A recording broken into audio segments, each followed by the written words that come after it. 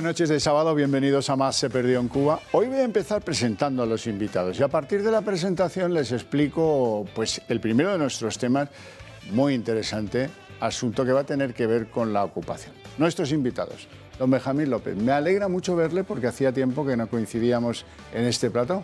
Pues yo estoy encantado de volver. Así que nada, cuando me llaméis, pues aquí estaré. Encantado. Estupendo. Muchas gracias. Don Asís Zimmermann, muy buenas noches. Muy buenas noches, ¿qué tal? Usted le veo con más energía que nunca, iba a decir. Energía ¿Sí? frustrada, es necesidad de. Bueno, pero de desahogo, energía al más fin y que al cabo. energía. Otro que vuelve al redil de los cubanos. Don Ricardo Ruiz de la Serna, abogado, muy buenas noches. Xavier, buenas noches. Todos los También le cubanos, veo así como... todos los cubanos suena bien. Como cual ave fénix. Don Luis Valcárcel, redactor jefe de Periodista Digital. Muy buenas noches. Un placer. También le estar veo rodeado hecho, de tan buenos amigos. ha hecho un Sobre pimpollo. todo de mi mentor, Asís Zimmermann. Está hecho usted un pimpollo, déjeme que le diga. Yo siempre aprendo de usted, don Luis. Muchísimas gracias. Bueno, después de estas galanterías voy a contarles ya enseguida de qué vamos a hablar luego. Seguramente se habrán dado cuenta que a lo mejor por la insistencia de algunas cadenas como esta, hay otras que dependen del gobierno y que hacen programas a propósito de los ocupas o de la ocupación y dicen, ¿hay motivos para preocuparse por la ocupación? Ese es el leitmotiv. La conclusión es, no, esto es una exageración de la derecha. No, esto que no hay ningún motivo. Si acaso alguno que depende de bancos, de inmobiliarias, pero bueno, esos son los ricos. O sea, olvídense que no hay motivo para estar preocupados. No, aquí es todo lo contrario. Hay motivos, no más que los que hay, pero los hay. Hay motivos porque las ocupaciones afectan a la gente humilde de este país en primer grado. Vamos, denuncias de bancos y de inmobiliarias en los juzgados se encontrarán poquísimas. Prefieren que estén allí los ocupas y ya se hartarán, que se lleven las tuberías. Lo hemos visto todos en televisión.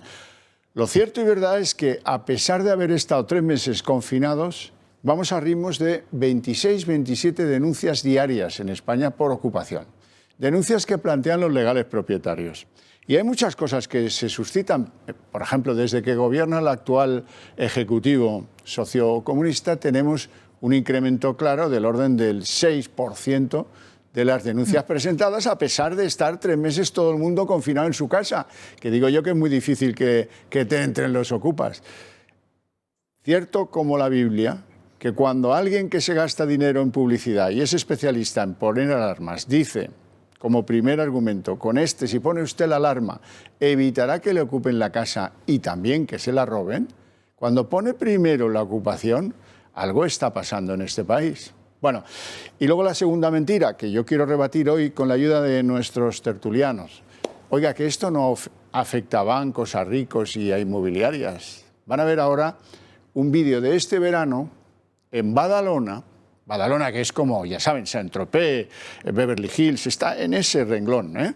En ese renglón. Van a ver el vídeo de una ocupación frustrada por la acción decidida de un gobierno municipal y el aplauso de los ciudadanos igualmente humildes, que contradice la versión que quiere dar de la ocupación Podemos y buena parte del Partido Socialista Obrero Español. Vamos a ver esas imágenes.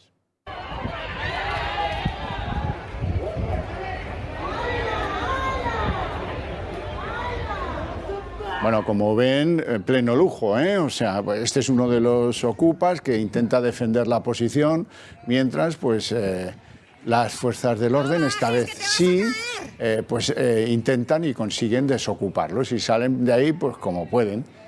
Y me interesa mucho que escuchen los aplausos de esa gente humilde cuando se llevan, ¿eh?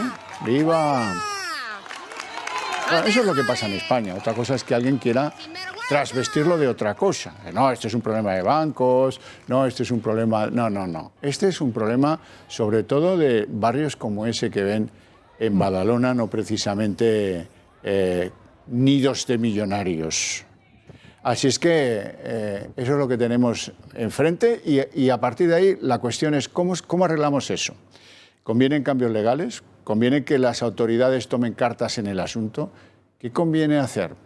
Abrimos una ronda a ver cómo lo ven nuestros invitados. Asís. Sí, primero conviene querer arreglarlo, en primer lugar, porque hay instrumentos legales, a lo mejor hay que hacer otros, pero conviene querer arreglarlo. Y de hecho lo que hemos visto en Badalona tiene un motivo, que es que Badalona, por primera vez en varios años, tiene un alcalde.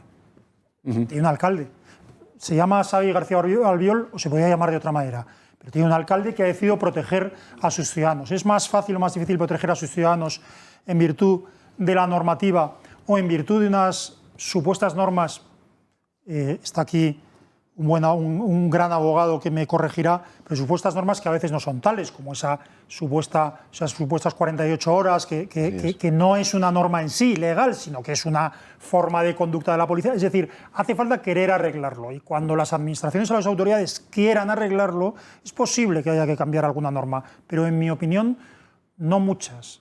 Bueno, pero fíjese, hemos pasado el Rubicón. Estábamos en negar el problema. Claro. Ahora ya hemos entendido que tenemos un problema, que no hay que hacerle frente porque es un clamor, porque se los come por las patas, y a partir de ahora estamos en el análisis de si a lo mejor unos ayuntamientos que no sean una cabeza de puente de ocupas, una patera móvil para situar a gente allí ayudándoles, explicándoles cómo no te van a pillar, cómo puedes justificar en el juzgado que estás viviendo allí con un paquete de Amazon que te haces enviar o que te envío yo mismo. Eso se ha dado en los juzgados españoles. Sí, se ha dado, Xavier. Y entonces, ante eso, nuestras autoridades pues, han hecho el longuis y los juzgados pues, deciden sin que haya un criterio. El Colegio de Abogados de Barcelona, que tampoco es, en fin, el impulsor de las grandes medidas, ni más ni menos que otro, ha hecho un pliego diciéndole al gobierno, oiga, lo que tiene que hacer usted es cambios en las instrucciones,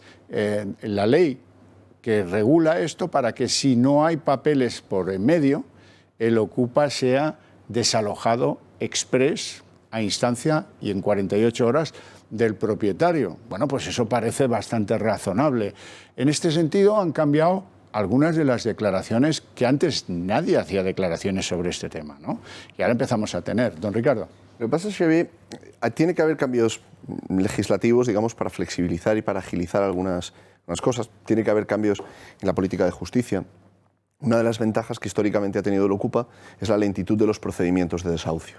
Entonces, incluso sabiendo que no llevaba razón, pedía... 2 años, pues mira, a vivir ahí. Es que depende del partido judicial, puede ser más, porque ten en cuenta, Xavier, que no es solamente la primera instancia, es la primera instancia más el recurso de apelación. Entonces, es cierto que hay cambios de estos, pero probablemente lo primero que tiene que haber en España es un cambio cultural.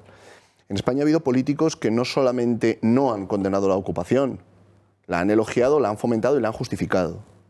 Y se han utilizado recursos públicos precisamente no para prevenir la ocupación, sino para respaldar a los ocupas. Entonces, esto no es un cambio únicamente legislativo. Hay una cultura en la que tenemos que tomar conciencia de que el derecho de propiedad privada es un derecho muy importante. Mal reconocido en España. Sí, además parece de mal gusto decirlo. Hay una segunda cuestión, fíjate, casi parece que tiene uno que explicar o tiene que justificar que los ataques a la propiedad privada son especialmente dolorosos para los que menos tienen. Claro. Que es una cuestión que en España parece de mal gusto plantearla, pero es cierto.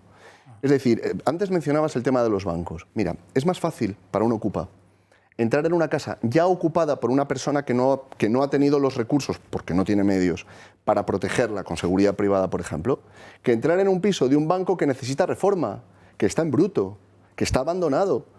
Porque para el ocupa que entra en una vivienda que ha abandonado temporalmente su morador, y antes de que vuelva, tiene los suministros al día. Hasta que se los corten puede tener 2 o 3 semanas de suministro eléctrico, de suministro de agua. Segundo, está en condiciones de habitabilidad. No es como entrar en el piso de un banco donde no sabes lo que te vas a encontrar. Es decir, esa idea de que como el ocupa propiedad de un banco, su conducta es menos grave, es una idea equivocada. Primero, porque no siempre se da. Pero segundo, ¿qué pasa? Que los bancos no tienen derecho a la propiedad privada. Que ese piso de un banco, cuando es destrozado por un ocupa, no puede tomar posesión de él otra persona que lo compre, por ejemplo, porque necesita reformas. De hecho, hay bancos que te ofertan el piso para la venta y te advierten, piso ocupado, piso con moradores. Entonces, en España es necesario un cambio cultural donde tomemos conciencia de la gravedad de estas conductas. Sobre todo porque la vida va muy deprisa. Lo que pasa en las calles va a una velocidad increíble. Y lo que pasa en el mundo de la política o en las reformas judiciales, eso va lentísimo. Ahora hay un nuevo problema. Sabíamos que la policía, si lo habrán oído miles de veces, no, tenemos las manos atadas, no podemos hacer más. Esto es lo que diga el juzgado. Sabíamos que en los juzgados, pues cada uno lo que le parece oportuno, pero ¿quién se va a enfrentar a, déjalo? Pero lo que no sabíamos es que ahora hay un mercado de mafias que te organiza la ocupación. Ese es el problema. Ahora esto es un negocio para algunos, un negocio sobre la base de su propiedad, que a lo mejor, me acuerdo de unas hermanas que tuvimos aquí en un especial que hace mucho tiempo hicimos, eran de Fuenlabrada y su madre pues fue ingresada en un hospital y en aquel interín se le metieron en casa y luego llegaron a estar imputadas judicialmente porque aprovecharon la oportunidad e hicieron... violentaron la puerta y cambiaron la cerradura como legítimas propietarias que lo eran de aquella casa. Hombre, es que de verdad... Como si les cortan los suministros. Bueno, hemos visto casos terribles. Yo recuerdo el caso de una nieta que le ocupó la casa al abuelo y dejó al abuelo en la calle. Sí. Fue aquí en Madrid. Decía Ricardo, cambio cultural, cambio político, no cultural, cambio político. Es decir, en la calle nadie... Yo con la gente que hablo, toda la gente está indignada, el ciudadano de a pie está indignado porque dice que esto no puede ser. Es decir, mira, esta semana se intentó agilizar, precisamente endurecer las penas contra los ocupas en el Congreso. ¿Y quién se opuso? Se opuso la parte más siniestra. No salieron adelante esas reformas. Hablábamos de reforma del Código Penal, reforma de la ley de enjuiciamiento criminal, la ley de seguridad ciudadana, es decir, medidas para que la gente en 12 horas pueda recuperar su casa. Mira de lo que estamos hablando, parece mentira de lo que estamos hablando. Pues la parte más siniestra del hemiciclo fue la que frenó esto. PSOE, Bildu, Podemos, Esquerra, los socios de Sánchez son los que quieren. ¿Por qué? Porque claro, a ver si se enfada Ada Colau, que era la superheroína de la vivienda y que ella ocupaba casas. Es más, ella no es que está preocupada por los ocupas, ella los incentiva y los promociona y los subvenciona. Entonces, no es un cambio cultural. Aquí el problema es que esa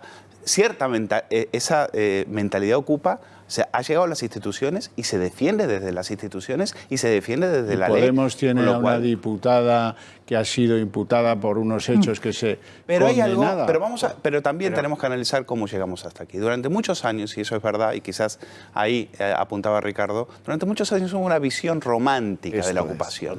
Una visión romántica de la ocupación. Yo he escuchado en televisiones a Ramoncín, por ejemplo, defender ocupaciones como vamos a defender esta casa de los ricos que hace mucho que vamos a convertirla en un centro cultural. O sea, les parecía una iniciativa cultural, una iniciativa social, ocupar una propiedad privada, claro, como no era de ellos, ahora vete a la mansión de Ramoncín a ver qué le parece. Pues yo lo he escuchado esto en La Sexta, pero hace muy poco a Jesús Cintora, ahora que va a tener un programa en televisión española, seguramente que invitará a los ocupas. Y le voy a reconocer al Duopolio una cosa.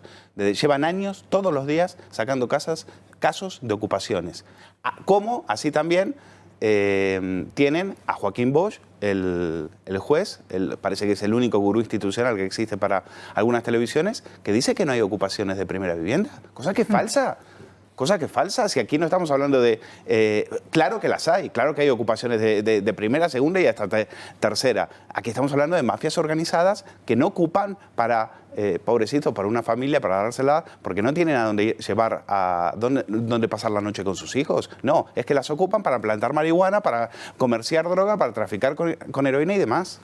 Sí, bueno, yo creo que dentro de la guerra ideológica esta es una batalla más que ha ganado hasta ahora la izquierda, ¿no? Así de claro, porque es que es verdad, es que se ha fomentado esta cultura de la izquierda, se ha mitificado en algunos casos, se ha revestido determinadas ocupaciones casi como de movimientos culturales, cuando de culturales no tenían absolutamente nada, se ha fomentado y se ha practicado incluso desde el poder político. Es que tenemos en el Ayuntamiento de Barcelona cargos institucionales que han sido ocupas. Hemos tenido el anterior equipo de gobierno en Madrid, también cargos institucionales del ayuntamiento que han sido ocupas.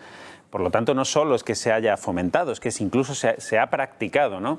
Y yo creo que ahí la derecha ha perdido esa batalla ideológica, que está intentando recuperar terreno, porque es verdad que hay un clamor social, además, que apoya a la derecha. Pero claro, al final yo creo que no se debe caer en la trampa, además, que esta es una trampa que tiende la izquierda mucho, hablando precisamente de si la ocupación mayoritaria en España es o no de la primera vivienda. Es que eso no tiene importancia. Claro. Es que hay que ir al fondo del asunto. Es que es la ocupación en sí la que está mal, ¿no? Es un delito, puede haber grados, puede haber un allanamiento de morada o no, pero es una ocupación que es ilegal, es un atentado contra la propiedad privada de alguien. Me da igual quién sea el propietario, un banco, un particular, que sea su primera vivienda o su quinta vivienda, ¿no? Hay que dar seguridad jurídica al propietario de una vivienda y eso falta a todas luces. Ricardo. En torno a la ocupación, y antes lo mencionaba Luis Valcarce, en torno a la ocupación ha ido floreciendo un negocio que tiene un nivel político. Ciertamente, en torno a la ocupación hay un nicho de votos, sobre todo de un voto que Podemos logró movilizar, que los nacionalistas en Cataluña y también en el País Vasco, por cierto, lograron movilizar, y que históricamente estaba fuera del sistema, es decir, no iban ni a votar. Pero junto con ese nivel político hay un nivel social, los llamados colectivos, que florecen, a menudo subvencionados por autoridades controladas por estos partidos políticos, por administraciones más que autoridades controladas por estos partidos políticos, que dan asesoría, brindan pretendidos servicios de mediación, que en realidad no son de mediación. En realidad lo que hacen es que te dicen, mira, para que estos señores se vayan, lo que tú tienes que hacer es esto. Y plantean una negociación como si hubiese dos posiciones legítimas, cuando hay una legítima y una ilegítima, la del propietario legítimo de su vivienda y la del señor que se ha metido a ocupársela. Luego hay, junto con ese elemento, hay un elemento delincuencial, que son las organizaciones criminales, que son organizaciones a menudo de extorsión, que es la de decir, mira, es que si no nos pagas vamos a meter unos ocupas o vamos a pasar la información de que tu vivienda está desocupada y se te van a meter. Pero luego, junto con esto, hay un nivel intelectual de la ocupación que es muy interesante y de esto hablamos poco, que es la legitimación intelectual. Los discursos que se presentan diciendo, no, mire usted, lo que no puede ser es que haya una persona sin vivienda. Entonces, si usted quiere que el ocupa se marche, es necesario que la administración le brinde las llamadas soluciones habitacionales, que le brinde una solución, con lo cual el propietario termina como rehén, porque el ocupa dice, bien, hasta que a mí me den otra solución, yo estoy aquí me he metido y el propietario que se aguante. Es decir, en España se ha producido ese paso de la visión romántica del ocupa al negocio de la ocupación, que tiene una dimensión, digamos, delincuencial, pero que luego tiene una dimensión social y política. Y durante mucho tiempo parecía de mal gusto hablar de esto. Ricardo. Institucional, sin duda, sin duda, de instituciones controladas por políticos, sin duda. Sí. Cuando un político que se llama Pablo Iglesias decía cosas malvadas pero interesantes, ahora solo dice cosas malvadas, decía una cosa que tenía cierta gracia y cierto interés, porque se daba cuenta de cosas que otros fingían no darse cuenta. Decía, Ada Colau, decía Pablo Iglesias en el 2013, decía, lo importante de Ada Colau no es que defienda a los que tienen deudas con los bancos, lo importante es que cuestiona la propiedad privada. Claro, ese es un punto muy importante. Mira, entonces, pero sí, Luis. No, pero quiero decir con eso, efectivamente, o sea, quiero decir, los habitantes de Badalona, los habitantes de ese barrio humilde de Badalona, se han dado cuenta de que la propiedad privada a quien más protege es a los que menos tienen, obviamente, porque los que más tienen sus formas de defenderse. Y eso no solo la izquierda sectaria, sino la derecha de reminiscencias catolicoides, no sé cómo decirlo muy bien sin que pueda tener problemas en algún lado. No, es que, claro, porque los que más tienen, los que menos tienen, los que suelen disculpar estos atropellos, normalmente tienen casas grandes. Las segundas, las primeras son enormes. Claro. Pero, y tienen sobre todo 5 patrullas de la Guardia Civil en la puerta sí. para evitar precisamente que pase eso. Mira, también. Por cierto, la noticia ahora en estos momentos en Argentina, no se están ocupando casas, se ocupan campos directamente. Se ocupan campos. Y eso, por eso digo, si queréis seguir con este fenómeno, si no vais a hacer absolutamente nada, pues os digo lo que viene después. Primero empezamos con las casas y ya después empezamos con haciendas enteras. Ahora, hay un tema, quiero poner énfasis en lo que decía Asís con el tema del derecho a la propiedad. Mira, y incluso en toda la Revolución Francesa, en lo peor de la Revolución Francesa, en lo más sangriento de la Revolución Francesa, en pleno terror jacobino, hubo algo que no pudieron cambiar. Hubo un derecho que no pudieron abolir, que fue el derecho a la propiedad. Lo demás lo dieron todo vuelta, cambiaron hasta el calendario, porque esa era la idea, o sea, dar vuelta a una sociedad y cambiarla. Estos, precisamente, al derecho al que más ganas le tienen es al derecho a la propiedad. Decías, intelectualmente, efectivamente, Jaume Sens, que hoy que tiene escaño en el Congreso, y Gerardo Pisarello, que se sienta al lado de la presidenta del Congreso, tienen un libro firmado a favor de los ocupas y de los escraches. Así es. Bueno, pero esto yo creo que lo vamos a ganar. Partimos de una posición en la que nadie defendía la propiedad. Ni la derecha, ni el centro, ni por supuesto la izquierda. Pero tampoco era ocupa la izquierda. La izquierda en este país hubo un momento en que pensaba que su mercado tradicional de voto era la clase media.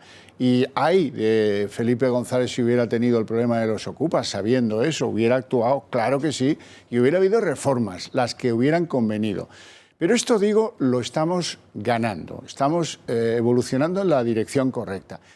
Van a ver cómo han cambiado los políticos ahora. Por ejemplo, Maite Pagazaurtundúa, que es eurodiputada y representa en Bruselas a Ciudadanos, acaba de meter en Bruselas un escrito en el que dice, oiga, decidan ustedes qué se tiene que hacer en España, porque ahí hay un clima de impunidad por la falta de legislación para favorecer el desalojo exprés. Bueno, y será como en tantas otras cosas que Bruselas nos tire de la oreja y nos digan, pero hombre, porque les cuento, es que resulta que las constituciones de nuestros países socios de la Unión Europea tienen perfectamente protegida la propiedad privada.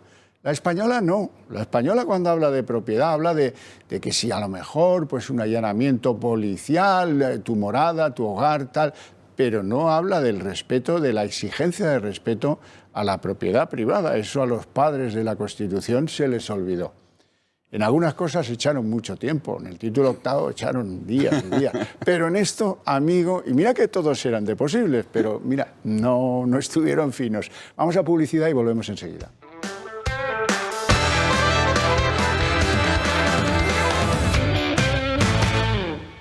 Les decía hace un momento que las cosas están cambiando. Los políticos han advertido que este es un terreno en el que hay que actuar o si no, pueden perder votos. Y ahí están, empiezan a cambiar. Santiago Abascal, dice Santiago Abascal, hombre, es que el gobierno alienta los ataques a la propiedad privada y tiene razón. Hay una mafia en el gobierno que está alentando el ataque a la propiedad privada, que está intentando impulsar un proceso revolucionario, neocomunista, peronista, llamémosle como queramos, pero esto se está produciendo porque hay un impulso institucional de una parte del gobierno. Y esto está afectando no solo a personas pudientes que tienen 2 o 3 propiedades, está afectando a personas humildes. Es indignante que las instituciones públicas no garanticen la propiedad privada de la gente. Es indignante que los ocupas estén jurídicamente tan asesorados y vean que tienen instrumentos para permanecer en una casa que es ajena todo el tiempo que quieran. A los ocupas hay que sacarles de una patada en el culo, el mismo día. José Luis Martínez Almeida, el alcalde madrileño, también ha cambiado el discurso y ahora el ayudar a los que han tenido ocupación en sus casas empieza a ser un argumento, gracias a Dios, de la política de este país. Tolerancia cero con la ocupación ilegal por parte del equipo de gobierno del Ayuntamiento de Madrid, tolerancia cero con los caras, que todo aquel que pretenda ocupar un edificio en la ciudad de Madrid, que todo aquel que pretenda vivir gratis a costa de los madrileños en la ciudad de Madrid, que sepa que tarde o temprano va a ser desalojado, que tarde o temprano va a ser sacado de ese edificio, que ese edificio va a ser devuelto al uso colectivo de todos los madrileños y al uso público de todos los madrileños. Tolerancia cero, y si se ocupa un edificio serán desalojados. Y eso también ha hecho que Pablo Casado empiece a considerar el argumento de trabajar para que no se produzcan ocupaciones más que otra cosa. Ahora lo van a ver en Badalona, junto al alcalde antes citado Javier García Albiol, después de una desocupación, cómo, sobre todo al alcalde, a García Albiol, le abuchean los ocupas. No tenéis mierda en la boca, no tenéis ni una sola verdad, ni una sola verdad. Habéis construido un país de corrupción. Bueno, es que la situación es que los ocupas son los amos de la pista. Y como tú vayas allí y estés identificado como antiocupa, pues te escrachan o te escrachean. ¿Cómo es esto, Luis? Sí, te escrachan. Pues ahí lo ven. Y aquí, en el Parlamento del alcalde de Badalona, junto a su lado está Casado, y Casado también pues dio un giro bastante interesante a su planteamiento respecto de la ocupación, pues parejo al que defiende el alcalde de Barcelona, el alcalde de Badalona, que ha sido uno de los grandes cambios institucionales que hay que lucir en esta batalla. Pero ha habido otros cambios, porque aquí algunos defendíamos cambios en la ley de enjuiciamiento para que esto fuera pues tan rápido como que si no traes ningún papel serio, que demuestre que has tenido algo que ver, que has tenido un contrato, que has tenido algo que ver, o te vas porque no vale un recibo de una red de móvil, o de Amazon, como yo decía antes. Bueno, pues estábamos en eso y eso un día salió la estupenda fiscal general del Estado, Lola Delgado, la de la Fiscalía, que parece el barco del amor, parece la Fiscalía, entre Estampa, ella, el novio, el amigo, el querido, la de Podemos, y se pasan el día pensando en otra cosa. Pero bueno, dijo esta señora, no hace falta cambios legales, daré yo una instrucción a los fiscales y el tema se acabará. No ha sido así. De hecho, los fiscales le dicen a esta señora, oiga, esto olvídese que no va a funcionar. La policía le ha dicho a esta señora, no, olvídese que no va a funcionar. Sin embargo, ha habido algunos fiscales que han ido un poco más allá, aprovechando que el viento venía de cara. Por ejemplo, el fiscal de Valencia. Van a ver cómo el fiscal de Valencia sí ha hecho una orden a los otros fiscales de su demarcación para hacer una especie de desalojo exprés a requerimiento del propietario y de forma verdaderamente eficaz. Esta es la excepción. Pero a mí esto me alimenta una sensación dulce de que vamos en un buen sentido, que vamos avanzando. Luis. No, Xavier, no se equivoque. No.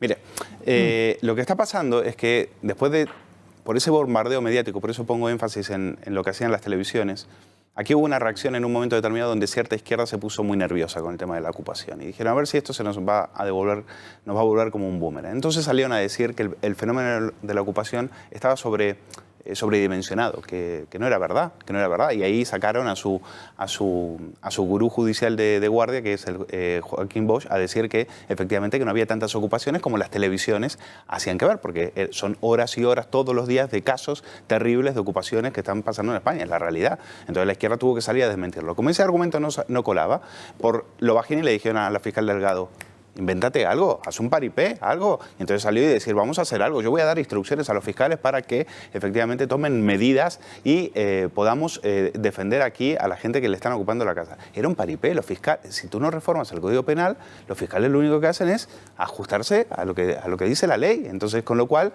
lo de Lola Delgado quedó solamente en la nada. Fue una sobreactuación más, porque en el fondo, y es lo que estamos hablando aquí, en el fondo lo que ya venimos diciendo es que hay un tema institucional, y es que hay partidos políticos, una gran parte del hemiciclo, que está con los ocupas, no está con la propiedad. ¿Por qué están con los ocupas? Porque lo que quieren es erosionar a las clases medias, evidentemente, y que las clases medias empiecen a salir de ciertos barrios y vayan a buscar destinos mucho más seguros, y por lo tanto, así ellos asaltan ciertos municipios y lugares que se les resisten electoralmente. Verás, yo creo que hace falta una reforma legislativa, me da la impresión, pero ya hubo una reforma legislativa hace unos años, se suponía que la llamaron desahucio exprés, y, ¿no? el desalojo exprés.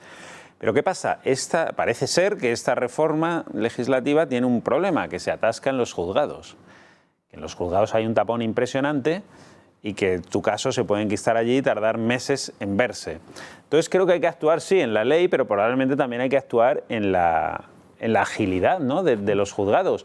Porque claro, yo me pregunto, y aquí tenemos un jurista que nos lo puede aclarar, yo no lo soy, ¿no se puede instaurar un mecanismo de desalojo exprés verdaderamente, de juicios rápidos? A ti te pillan conduciendo borracho o con alcohol y te hacen un juicio en 24 o 48 horas, te hacen un juicio y te quitan el carnet y se acabó. En un tema tan fundamental como este, ¿no se puede instaurar este tipo de juicios rápidos que resuelvan en 24 o 48 horas? Yo es que no sé si es que no hay voluntad política de hacerlo, o simplemente que hay impedimentos legales, que la verdad es que lo desconozco. Si me permites una matización antes de que Ricardo lo aclare jurídicamente, es que hay dos fases. Quiero decir, una es la defensa de la propiedad. La defensa de la propiedad me refiero por parte de la autoridad, por la fuerza física. Quiero decir que uno tiene derecho a defenderse y parte de su defensa la tiene delegada en la autoridad pública, ¿verdad? Lo que protege el derecho, precisamente, y esa es la clave jurídica del asunto, es la posesión pacífica de los bienes. Lo que hace el derecho es proteger la posesión pacífica. No exactamente, cuando está discutiendo un desalojo, no está discutiendo exactamente la propiedad, sino si esa posesión es pacífica, en primer lugar, y en segundo lugar, si es ajustada a derecho. Entonces, ahí falla, en primer lugar, esa protección por parte de la policía. Y por eso hay empresas que están funcionando y que están funcionando bien, que han dicho, aquí hay un fallo del Estado, porque se habla mucho de los fallos del mercado, lo aprovecho, pero no de los fallos del mercado, y lo aprovecho. Y lo están haciendo bien, con un coste para el cliente, claro, pero lo están haciendo bien. Y en primer lugar, la policía, quiero decir que en un plazo inmediato se tendría que defender la propiedad de quien así lo requiere. Y en segundo lugar, Benjamín, lo que dices tú, claro, un juicio rápido no puede ser un juicio que tarde 3 meses. A cualquiera de nosotros nos echan en 3 meses, ni 3 meses ni 6. Ni 6, que están tardando. Sí, más. sí, pero que nos echan 3 meses de nuestra casa. Claro. ¿Y quién no tiene problemas? Pues quien tiene muchos medios, quien sea rico. Ahí digamos... Los comunistas. O sea que comunistas, esto, una cosa que les tiene que quedar clara es que era el sentido esencial de las primeras ciudades en Mesopotamia, la defensa de la propiedad privada. Bueno, pues resulta que en este país llamado España eso está mal resuelto. Oye, conseguir una sentencia que declare que el ocupa se tiene que marchar puede ser quizá lo menos problemático. Ahí, por ejemplo, acelerar el procedimiento requeriría una mayor inversión en justicia, sobre todo en personal y en oficinas judiciales. Pero luego está una segunda fase, que es la que suele ser más problemática, que es la de ejecutar lo juzgado. Que vaya allí la comisión judicial, que se persone, y es relativamente fácil para el ocupa torpedear de distintas formas la ejecución de la sentencia que recae. Desde invocar que tiene menores a su cargo y que por lo tanto prevalece el derecho del menor a tener un alojamiento frente al derecho del propietario a recuperar su propiedad, desde eso, pasando por la invocación de cierta doctrina de Naciones Unidas, que está en organismos que no son vinculantes, pero que se utilizan como un argumento de peso, que es que hasta que se dote a la persona que está en situación de necesidad de una solución, entre comillas, habitacional, por usar una palabra que ya es señera en la jerga política española, hasta que se le dé otra vivienda, pues el propietario no la puede recuperar, pasando por diversos defectos formales o la resistencia violenta. Y llega un momento en el que la comisión judicial dice, mire, nos están arrojando objetos, se han atrincherado, tiene que venir la policía. Hay desalojos, por ejemplo, que se suspenden porque nadie citó a un cerrajero. Entonces, pues la comisión dice, si no se ha citado a un cerrajero, es decir, ahí sí es necesaria una reforma legislativa donde se plantee que una vez hay una decisión judicial, no puede suspenderse, así sea ¿Pero necesario cuánto está tardando la decisión judicial? Porque en claro, algunas... es lo que hablábamos, Pues mira, si te quitan la casa... en mi barrio, aunque 18 meses. Claro, es, Sí, que es una barbaridad. 18 meses. O sea, Pero ya el esa- segundo problema, vale, pero primero solucionamos el primero, antes ¿no? de la Claro. Pero eso antes de la ejecución. Claro. No, pero quiero decir, tú preguntabas, ¿qué se puede hacer? La primera fase, si inviertes en oficinas judiciales, hay por ejemplo oficinas judiciales que están funcionando a 1/3 de su capacidad.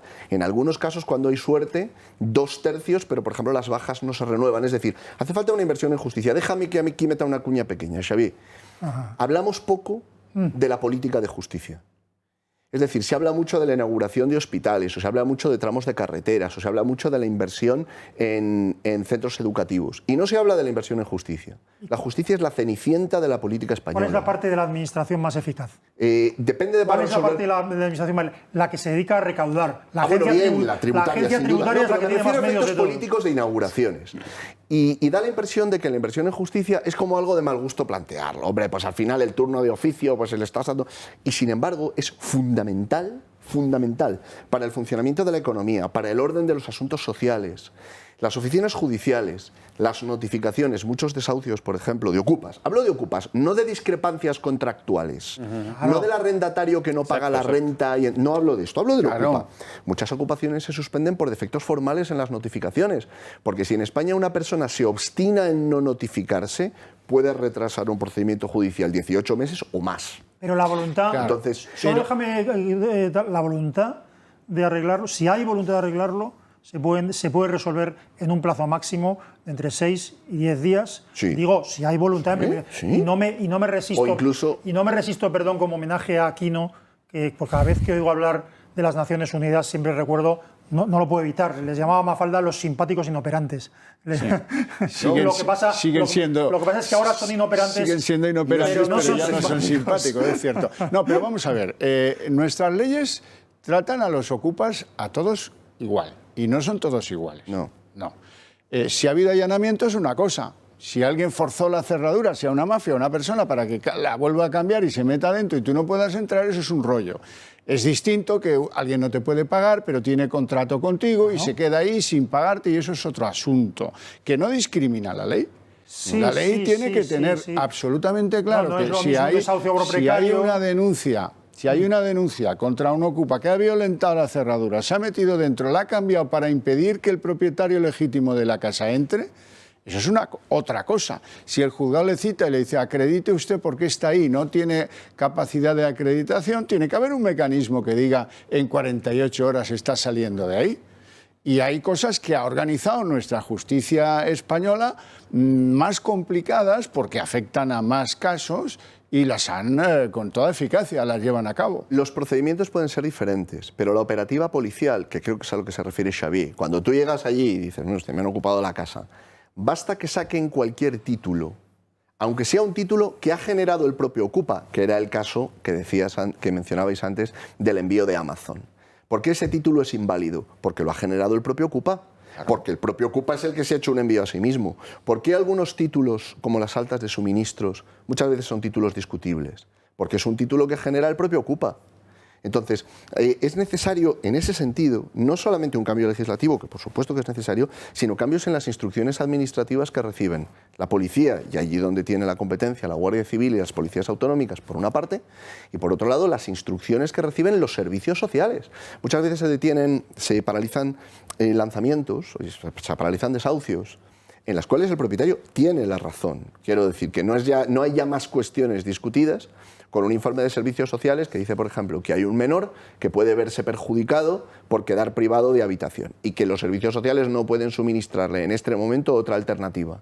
Entonces se suspende el lanzamiento porque no le han dado al menor, y el menor se utiliza a veces, es terrible decirlo. Luego hay otra cosa que se nos olvida y no se nos puede olvidar, el ayuntamiento que está a favor de los ocupas, que les empadrona sin permiso del propietario.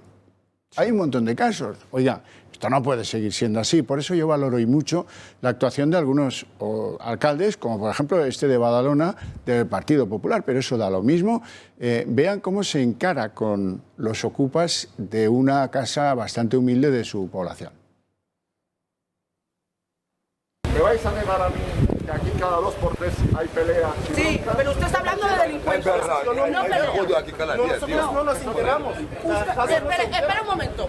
No, pero vosotros tenéis responsabilidad de la gente que Un momento. Sí, sale. ¿Es verdad o no? De la gente que entra y sale sin... Lo que has dicho ahora es habéis venido a hacer vuestra política. Lo que realmente estamos pasando. Y a mí también. Hay muchos vecinos, no sé cómo que nos vean como ojos, no sé. No nos quieren. Desde el principio. ¿Queréis que vivan la misma situación así? No lo sé, yo lo veo así. Yo lo que no quiero es delincuencia, peleas y broncas en la calle. Si tú nos tienes que... A mí que sea, perdona, la pelea que sea un negro, un blanco, un chino, me es igual. Entonces, escúchame un momento. Entonces, la pelea era de marroquíes. Este es un apunte muy interesante, porque en los procesos de desocupación a lo mejor convendría oír a los vecinos, porque hay muchos vecinos que están hasta arriba de los ocupantes ocupas. Pero fíjate, el caso de Xavier García Albiol creo que es paradigmático en este asunto cuando hablábamos de que hay un clamor ahora mismo en la calle a favor del posicionamiento político contra la ocupación, ¿no? Porque Albiol gana, entre otras cosas, en Badalona, territorio comanche, por este tipo de discursos, con los que la población, sea de la ideología que sea, se identifica. Y por eso gana allí, donde parece imposible ganar. Allí gana las elecciones, ya se han encargado de sacarle del poder y luego lo ha recuperado milagrosamente casi, pero gana las elecciones. Y las gana porque tiene este tipo de discursos que calan en la sociedad porque hay una preocupación enorme, ¿no? Pero efectivamente, bueno, decías aquí mientras veíamos el vídeo, la delincuencia no tiene mucho que ver en este... Hombre, yo creo que es un plus, ¿no? Porque a mí me da igual que los ocupas hagan talleres de cine o hagan talleres culturales, como se ha defendido en algunas ocasiones, que es una asociación cultural. Bueno, es que me da igual, es que se está violentando la ley, se está violentando la propiedad privada y me da igual lo que hagan dentro. Si además cometen actividades ilícitas, pues mucho peor. Pero es un plus. Un segundo, una nota a pie de página. Han visto un dron y alguno puede pensar que pinta aquí un dron. El Ayuntamiento de Badalona está utilizando un dron para localizar qué hacen los ocupas en ese sitio que acaban de ocupar. Y utiliza ese dron, que es una de las señales que demuestra que hay ayuntamientos que van a empezar a preocuparse por eso. Por eso te digo que es que aquí en España, a mí me hace mucha gracia esto, me parece muy interesante, por muchos motivos. En primer lugar, porque es verdad que hace falta cambios legislativos, pero en España cuando no se cumple una ley, cuando no queremos cumplir una ley, vamos y aprobamos otra, más dura. Eso es una tontería. Quiero decir, ¿quieres hacer cumplir la ley o no? Y en segundo lugar, esta discusión, primero, es muy acertado, o sea, que no tenga complejos la derecha. Xavi García Albiol, es verdad que Xavi fin, todos aquí le conocemos. En fin, yo soy un tipo alto y le miro así de abajo arriba, ¿no? Pero claro, se va a hablar, y aquí hay muchos prejuicios, y entonces vamos a hablar con unos, está hablando con unos ciudadanos negros, ¿se puede decir negros? Ahora es de color, no sé muy bien. Bien, unos ciudadanos negros, son negros, vamos, te lo digo yo que tengo amigos negros y son negros, me lo dicen ellos.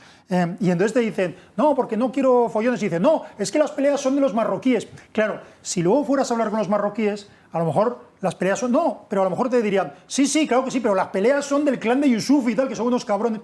¿Qué quiere decir con esto? Que es que hay que bajar al patio y hablar con la gente. Yo me recuerdo cuando yo era joven y guapo, pues trabajamos con la gente del Pozo del Huevo, que era un barrio marginal que pertenecía a Vallecas. Y entonces los que no tenían ni idea hablan, claro, porque los problemas en Vallecas, y entonces la gente de Vallecas no entendía. Decía, están diciendo que nosotros somos pobres y nosotros no somos pobres. Los que son pobres son los del Pozo del Huevo. ¿Qué quiero decir con esto? Que la gente humilde, la gente normal, la gente trabajadora, quiere que protejan su propiedad, quiere poder trabajar y disfrutar el fruto de su trabajo. Eso no lo ricachas todos. Y para darse cuenta de eso, hay que bajar a la calle y no tener prejuicios, hay que hablar con la gente humilde. Es lo que hace Xavi. Dice Albiol, esto está ocurriendo porque en España los ocupas tienen más derechos que los propietarios y los problemas de la delincuencia, incivismo o convivencia que provocan el 80% de estas ocupaciones no se quieren reconocer. La inmunidad oficial a esa gente me desespera, no pararé. Mira, Xavi. Luis. A ver, yo estoy de acuerdo con lo que se ha dicho hasta ahora. Creo que partimos de un pecado original que tú mencionabas de hace muchísimos años, en el cual parece que nos da vergüenza defender la propiedad privada, así como otras sociedades, sobre todo las anglosajonas, entienden que el derecho a la propiedad es un pilar fundamental de la libertad. O sea, cuando tú defiendes tu derecho a la propiedad, estás defendiendo tu libertad. Y una vez que el derecho a la propiedad se empieza a cuestionar, como aquí, desde que se dejó la puerta abierta, como tú bien mencionabas, quizás ya hace muchos años, por ejemplo, con esa promesa demagógica de todo el mundo tiene que tener una vivienda, etc., ¿no? Entonces eso da lugar a ciertas interpretaciones que después traen estos problemas. Yo creo que aquí no se quiere atajar el problema, es decir, esto les da vergüenza, por eso es muy raro escuchar a un político que dice hay que sacarles con una patada en el culo, hay que decir que mucha gente estaba escuchando eso, pero hace 20 años que estamos esperando esto, porque esto no es de ahora, esto no han surgido. Y por otro, España ha puesto un cartelito de cara al mundo, sobre todo de cara al mundo para abajo, del Mediterráneo para abajo, que es venir aquí, estamos encantados de que vengáis, os damos ayuditas, tenemos paguitas, tenemos casas, viviendas, podéis venir, ocupar. Aquí no pasa absolutamente nada, estamos contentos. Si queréis venir a cambiar nuestras costumbres, también nos podemos adaptar y demás. Es decir, ese es el mensaje que ha lanzado España al mundo. España no ha querido defenderse, no defiende sus fronteras, no defiende el derecho a la propiedad, le da complejo de cierto eso. Y por otro lado, en las instituciones hay gente que no solo no tiene, eso sí que no tiene ningún complejo, pero en favorecer a los ocupas en detrimento de los propietarios, porque detestan a los propietarios, porque muchos de ellos no les votan, y por lo tanto, como no les votan, son para ellos el enemigo. Ricardo. Es verdad que en la ocupación no necesariamente hay o se cometen delitos. Esto es cierto. No toda ocupación supone necesariamente un delito. Ahora bien, la ocupación en sí es criminógena. A su alrededor florece la delincuencia. En primer lugar, porque allí donde hay ocupación hay un mensaje claro que se transmite a la sociedad, que es que la ley allí no vale. Allí hay un vacío legal, no en el sentido de que la norma no diga nada, sino de que no se aplica. De ahí que el caso de las peleas, el caso de tráfico de drogas, el caso de la receptación, que es la compra y venta de bienes robados, por ejemplo, el menudeo, este tipo de cosas florezcan allí donde se hace evidente que la ley no se aplica, porque si puedes ocupar y no pasa nada, el siguiente paso es que puedes, por ejemplo, traficar con cosas y no pasa nada. Junto con eso hay otro mito que se da en España, que es que la pobreza justifica la ocupación. Primero, hay muchas personas pobres que respetan la ley y que no ocupan, y que no roban, y que tratan de salir adelante. Así todas. Y son ejemplos, sin duda, y son ejemplos, pero me refiero en particular en el problema de la vivienda, y son ejemplos de superación. Muy a menudo, El ocupa militante es un hijo de papá. No me gusta utilizar esta expresión, pero creo que es un estereotipo que nos permite entender a qué nos referimos. Hubo un alcalde, es una persona que un alcalde necesidad, muy famoso en Barcelona cuyos hijos eran ocupas. Ninguna necesidad. Lo hace porque considera que es una forma de reivindicación y de militancia, y no lo hace sobre el patrimonio de quien puede defenderse. Lo hace sobre el patrimonio de quien no puede defenderse, de quien no puede pagar una empresa de seguridad privada, de quien no puede pagar una vigilancia y de quien no tiene otra vivienda. Que es el último elemento. Aquí parece que no, es que se ocupan segundas residencias. Hay personas a las que les ocupan la segunda residencia y pasan semanas hasta que se enteran. Esto es cierto. Claro. Pero no necesariamente es así. La idea romántica del ocupa que pelea por los derechos de todos es una construcción de la propaganda, no es lo que sucede. Por supuesto que no, pero es que da igual además que sea la primera, la segunda o la quinta vivienda, es que es un ataque a la propiedad privada, que es lo que estaba comentando Luis, y que es sagrada, ¿no? Pero fíjate, perdón, un comentario sobre ese tuit que veíamos de Albiol, ¿no? De García Albiol, que yo creo que pone un poquito el dedo en la llaga, ¿no? Porque hay quien puede tildarlo de cierto populismo, ¿no? Es que se protege más al ocupa que a la víctima, ¿no? Pero yo creo que es una sensación, y más allá de una sensación, es una realidad, no solo en el tema de la ocupación de la vivienda, sino en general en España, en casi todos los delitos que se puedan cometer, donde hay más garantías hacia el delincuente que hacia la víctima del delincuente, excepto en la ley de violencia de género, donde hay bastantes menos garantías para el acusado que para el acusador. En el resto de leyes...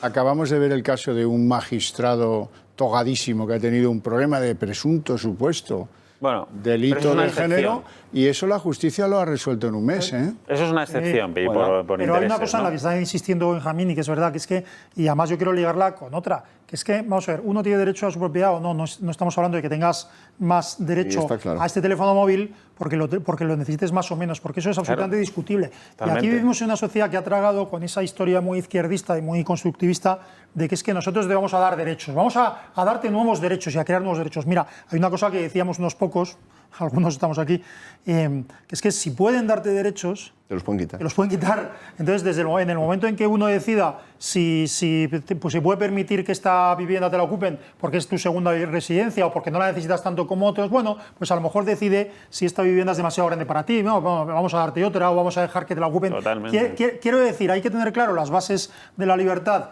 y de la prosperidad y defenderlas radicalmente. Si no lo hacemos así y caemos en la demagogia de que no, es que no es la segunda vivienda, no, es que son ricos. Es de un banco, es que es del banco malo. Es del banco. Si le añades malo, el banco malo a las áreas, entonces ya está todo perfecto, ya tienes derecho. Que el discurso será el discurso de que se jodan los ricos, que le subimos los impuestos, y quien sufrirá tanto la ocupación como la subida de impuestos serán los que menos tienen. Bueno, lo estamos viendo, ¿no? En las últimas horas.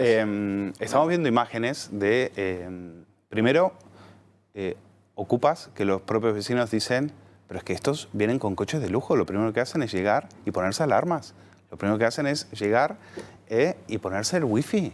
Es decir, claro, lo explicó Ricardo perfectamente, es decir, no estamos hablando de un problema de vivienda, no estamos hablando de un problema, esto no es lo que decía Ramón Espinar de una vivienda digna y después se iba a especular con vivienda de protección oficial. Entonces, claro, es que durante muchos años tuvimos que aguantar a impostores como estos, que hoy viven en chaletazos. Y hablaban de vivienda digna y veían con la pancartita con vivienda digna, aprovechando el 15M todo en adelante, donde es verdad que a mucha gente sufrió, mucha gente perdió sus hogares, y en ese momento pues ellos aprovecharon esa corriente para hacer todo esto. Y ahí estaba Ada Colau, vestida de heroína, ocupando casas. Y hoy está en alcaldesa. Tendríamos que preguntarnos también qué hemos hecho para que ciertos personajes hoy ocupen puestos de relevancia pública.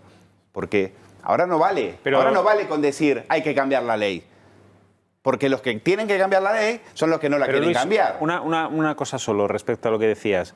Dices, llegan con Mercedes, se ponen la alarma. Es que me da igual también un poco, que se me entienda bien esto, la condición social o la necesidad que tenga ese individuo de ocupar. Porque lo que no puede hacer el Estado es resolver un problema de necesidad, suponiendo que esa persona, esa familia no tuviera donde caerse muerto, por decirlo mal y pronto, no puede resolverlo a costa de la propiedad privada de un ciudadano. Pero, tiene que buscarle una solución, que no sé cuál es. Desde luego la solución no es permitir... Pongo ese ejemplo para que el que entienda que no estamos hablando de gente que está buscando una vivienda. No, yo creo que la casuística es enorme, O sea, ¿no? Y que hay mafias, hay jetas, hay gente necesitada.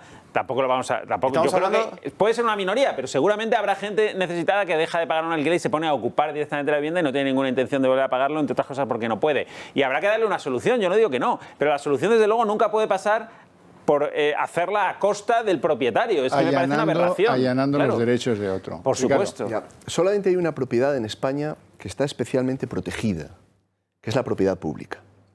Si tú entras en un edificio público, si tú ocupas un espacio público, te desalojan en horas y además te multan. Fíjate hasta qué punto es así, Xavier, que nos terminamos encontrando con que en España, como la administración, esto suena, es la expresión, digamos, máxima del poder de la administración del Estado. La administración realiza su propio derecho. Por lo tanto, tú ocupas un patrimonio público y llega la policía municipal o llega la fuerza pública y te desaloja. Pero además te multa. La ocupación, en cambio, goza de un altísimo nivel de impunidad. El ocupa al final dice, de acuerdo, me voy pacíficamente. Y no solamente no responde de los daños que ha causado en la propiedad, por ejemplo, del daño emergente y del lucro cesante. No solo eso, sino que tampoco sufre la pérdida, no sufre ninguna otra consecuencia jurídica. De tal manera, por ejemplo, que no tiene efectos a la hora de que en el futuro quiera acceder a ayudas sociales, a beneficios. En algunos casos hay convocatorias que sí te dicen que no haya sido condenado. Pero, con lo cual entramos en la espiral de tratar de evitar el procedimiento judicial, que es un procedimiento... Bueno, nos vamos a ir a publicidad. Ya le anticipo, señor jurista, que le voy a preguntar. Le pregunto ahora, usted me contesta después de la publicidad. ¿Qué pasaría si unos ciudadanos españoles, con perfecto derecho, con el mismo por lo menos que tenían los del 15M, que rodeaban el Congreso, ¿se acuerdan?, decidieran rodear la Moncloa? Después de la publicidad.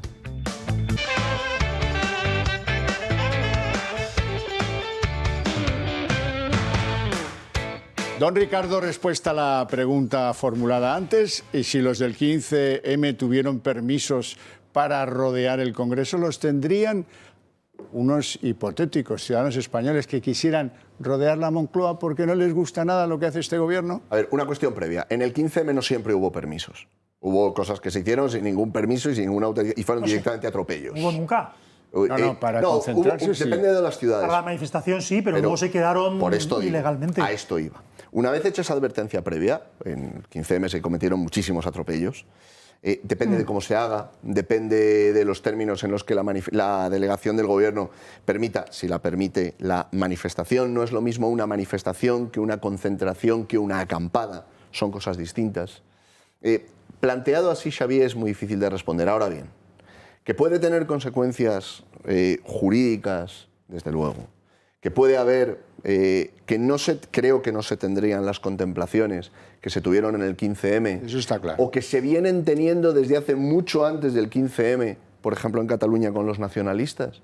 Desde luego que no. O sea, tendría consecuencias contundentes. Hay que ver cómo se hacen estas cosas, Xavier. Plantearlas en abstracto es muy difícil, porque tanto el derecho de manifestación, de reunión pacífica sin armas, etcétera, es muy casuístico. Es muy casuístico. Desde luego, en el momento en el que lo comunican a la delegación del gobierno, yo no creo que la delegación del gobierno se lo vaya a permitir. Ya. O los va a situar en un lugar que no tenga ninguna trascendencia, ninguna relevancia en relación con la política. Claro. Tenemos que hablar de Cataluña, entre otras cosas, porque ahí sí se permiten manifestaciones violentas sin el menor problema para los que la convocan, sea la CUP, los INDEP, lo que ustedes quieran. La noche del 1 de octubre, el 1 de octubre ya saben que ha sido el tercer cumpleaños de un golpe de Estado que tuvimos, que a la justicia del país donde se ha producido el golpe de Estado le parece una ensoñación. Y donde ahora los culpables del delito, con sentencia, con condena y con tiempo en la cárcel, dicen que lo que procede es que el Estado pida perdón y que lo que procede es la amnistía y, por supuesto, el derecho a la autodeterminación. Así es lo que hemos quedado, después de 3 años de andar con este problema, de darle vueltas, para terminar escuchando a un Sánchez irritadísimo en el Congreso que decía esta semana: ya saben dónde han ido ustedes del PP, mire lo que consintieron en Cataluña y fíjense a dónde nos ha llevado. Alucinante, ¿no? Sí. Vamos a ver esas imágenes de los incidentes. Análisis de estos 3 años después del 1 de octubre. Don Luis. Bueno, es la verdad que uno lo mira con mucha desazón, ¿no? Porque se perdió una gran oportunidad de poder haber acabado con el independentismo. Se nos abrió por un momento una ventana única en el momento en el que podríamos haber entrado ahí, con un 155 mucho más prolongado, y si hubiera habido coraje político, si hubiera habido valentía, hoy la película hubiese sido, en 3 años probablemente al independentismo se le hubiera dado un golpe letal y se podría haber acabado con él. No se quiso hacer, los partidos constitucionalistas no están por acabar con el independentismo, están por mantenerlo, están por avivarlo, están por negociar con él, no tienen interés en combatirlo.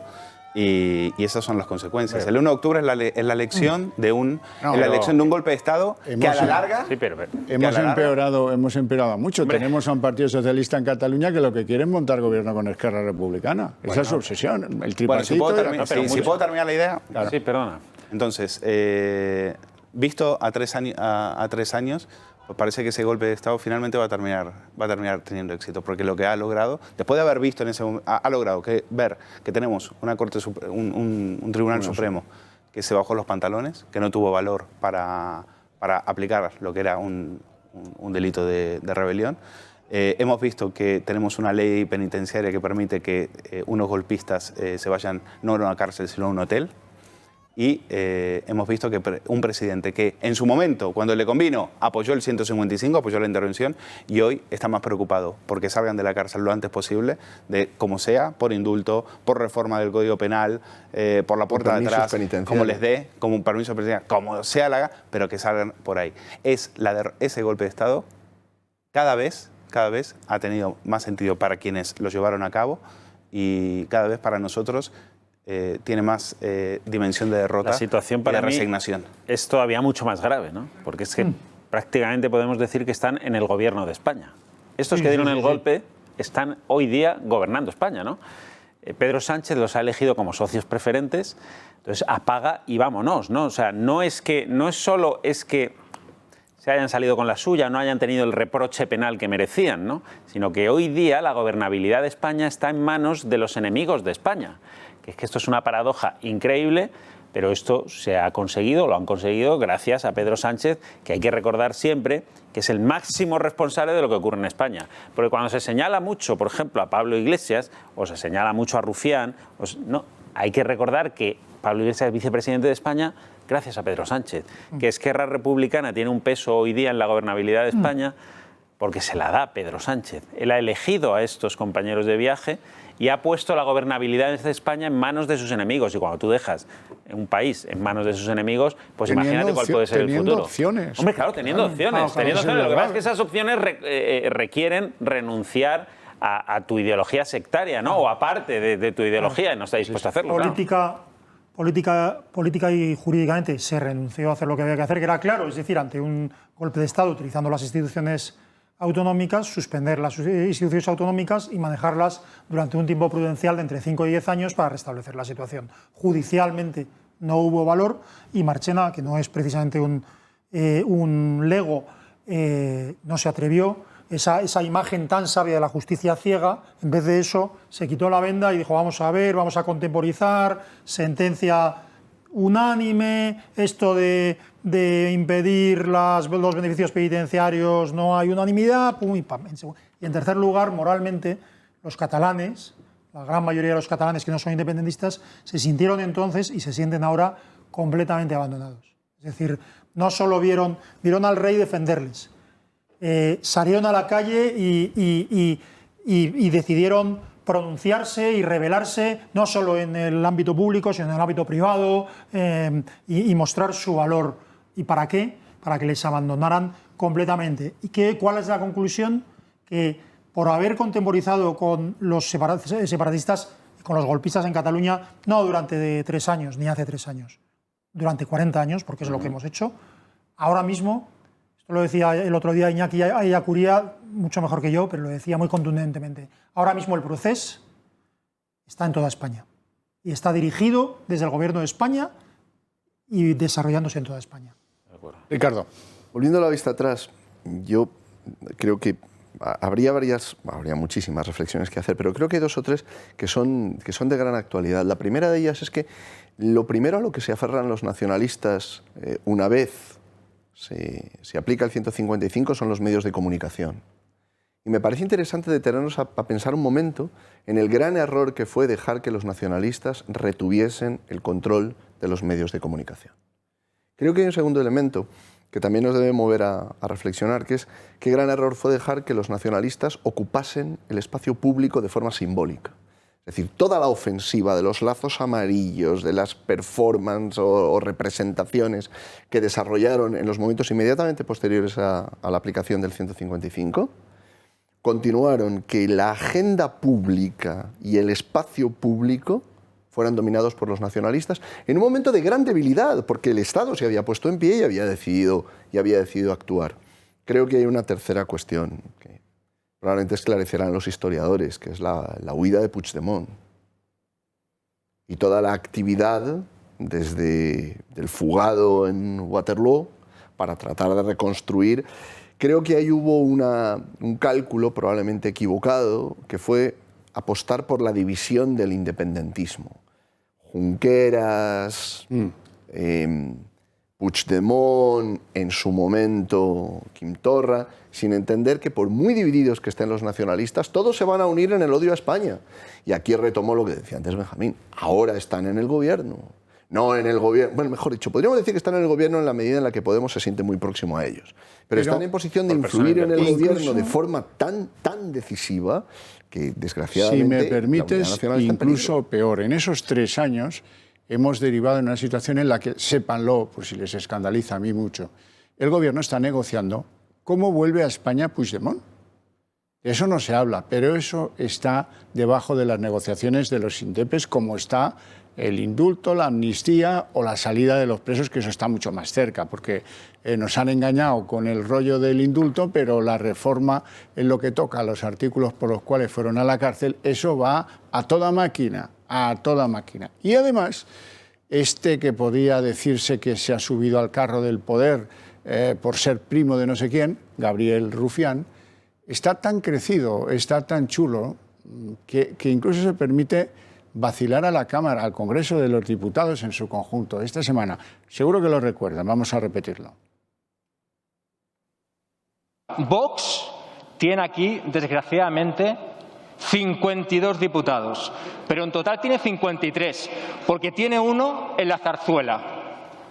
He aquí lo dramático. Silencio, por favor. Silencio. Señores y señoras, pido silencio, de la derecha, por favor. De la extrema derecha. Tienen silencio. Tienen razón. A Felipe VI le votó un español. Es Francisco Franco. Tenía unos 10 años él, un poco joven. Cálmense, que es muy pronto. Esto es lo propio de un bocachanclas, ahí o fuera de ahí, en una taberna donde ustedes quieran. Pero claro, lo lógico es que alguien diga, oiga, llámele la atención, señora presidenta de la Cámara, señora Batet, ¿alguien del gobierno? No, nada, absolutamente nada. Es más, algunos intentaron, yo estoy en contra de eso, pero es verdad que lo intentaron, que se borrara del diario de sesiones. Lo intentó Casado y lo intentó Arrimadas, los dos con la misma suerte. La impávida, por lo de Pava, dijo que no, que eso no se borraba de ninguna parte porque formaba parte de la libertad de expresión del golpista Rufián. Yo estoy en contra de quitarlo del libro de sesiones porque algún día a mi nieto, que yo sé que va a ser, no ha nacido, pero yo sé que va a ser historiador, me preguntará, ¿pero qué pasó en aquellos años? ¿Quién era este Rufián? Y yo digo, mira, no te lo voy a decir, lee el diario de sesiones y lo vas a descubrir tú solo. Lo va a encontrar ahí en YouTube mucho antes. Luis. Lo va a encontrar en YouTube. Tan cierto es lo que tú decías, que efectivamente en este momento Televisión Española le ha hecho una entrevista al fugado, a un delincuente, y le ha hecho una entrevista. La presentadora terminó la entrevista diciendo enhorabuena por su libro. Es decir, utilizaron a Gemma Nierga, que hay que recordar que hace 20 años lloraba por Ernest Lluch, por la muerte de Ernest Lluch. Hoy llora por los amigos de los herederos de la ETA. Hoy la entrevista llorosa fue hacia Puigdemont. Y tan cierto es lo que decía Ricardo sobre la división, en un momento creyeron que Junqueras era el bueno, Creyeron que había un independentismo bueno. Eran tan idiotas que creyeron que había un independentismo bueno. Porque la verdad es esa. Nos defienden estamos en manos de unos incompetentes. Estábamos en manos de unos incompetentes y seguimos en manos de unos incompetentes y sobre todo de gente que no piensa en los intereses de España, sino que piensa en sus propios intereses. De su partido. En sus propios partidos y en cómo aguantar en la poltrona. El que estaba ahí es el que dijo que se iba en 18 meses. No sé qué hace todavía ahí. ¿Te acuerdas? Que está secuestrado en el Congreso, secuestrado en el Estado que presidido por Felipe VI. Este es el que dijo lo de las 155... 18 kilos se ha engordado. Mira lo tontos que eran, que este era el que decía 155 monedas de plata, cuando Esquerra va y le dice a Puigdemont, no te rindas, y declara y haz la declaración unilateral de independencia. Y todavía sigue ahí mangoneando en el Congreso. Que esto lo haga Rufián, pues a mí no me sorprende ni me asombra. Lo que me escandaliza, y ya no porque también estamos curados de espanto, pero en realidad lo que nos debe escandalizar, creo, es la pasividad del Gobierno. Es que el que tenía el turno de palabra, el que estaba contestando a Rufián, era el ministro de Justicia, que no dijo absolutamente nada después de esa performance de Rufián. Porque está lo mismo que Rufián, el que anunció el indulto. Exacto. No, Claro, no, pues y vamos ahí. Claro, es que este gobierno, volvemos a lo mismo, está en manos de quien está, ha elegido los socios que ha elegido, y en todo este puzzle que está montando porque en realidad es una estrategia que lo que persigue es desestabilizar las instituciones para subvertir el orden constitucional que tenemos, no nos engañemos, eso es lo que están persiguiendo. Y les falta en todo esto, les falta una pieza que es clave y en la que están todos a una, porque hay ya declaraciones y presiones por parte de todos, que es el Poder Judicial. Van contra el Poder Judicial, quieren acaparar el Poder Judicial, ya han puesto una fiscal general del Estado, que es una ministra del Gobierno, ¿qué más podemos decir? Y quieren hacerse con la mayoría del Consejo General del Poder Judicial. El Partido Popular parece que no está por la labor, aunque tuvo ahí una pequeña debilidad, pero creo que se ha dado cuenta a tiempo de que no puede ser.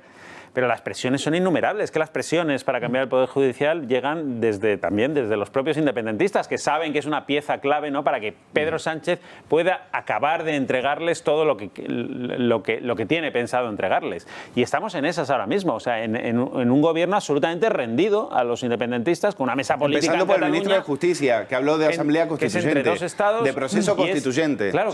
Empezando por el ministro de Justicia. Es verdaderamente aterrador, ¿no? Y yo creo que la gente no es consciente de la peligrosidad del momento. ¿Por qué no es consciente? Hombre, yo creo que no digo que la gente es tonta, al revés, creo que es bastante más lista que sus políticos.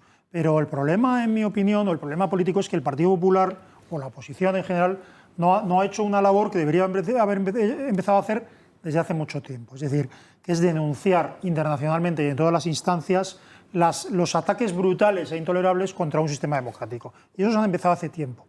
¿Qué ocurre? Que cuanto más tarde empieces a dar puñetazos encima de la mesa, menos credibilidad vas a tener, sobre todo fuera de España.